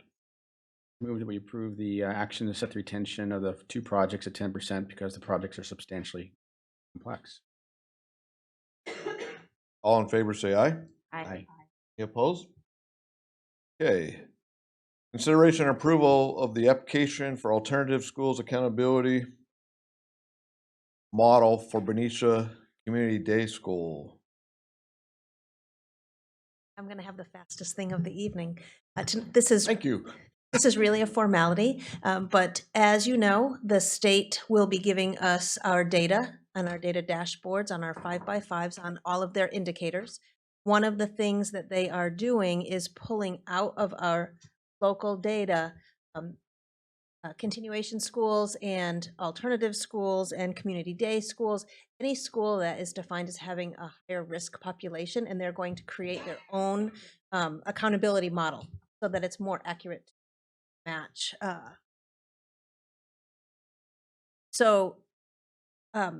Liberty High School is already on the list to be in that model. Our community day school is already on the list, but they don't have on file the actual application. So we just have to sign the application so that they have it all on file. Currently in our embargoed data, neither one of those 2 schools' data is included. They will be coming out with their data not until 2000 projection. But tonight I'm just asking that you approve the application for our community day school to be included in the alternative schools accountability model. So there will be a document. The board questions, comments? Any public questions or comments? We have a motion.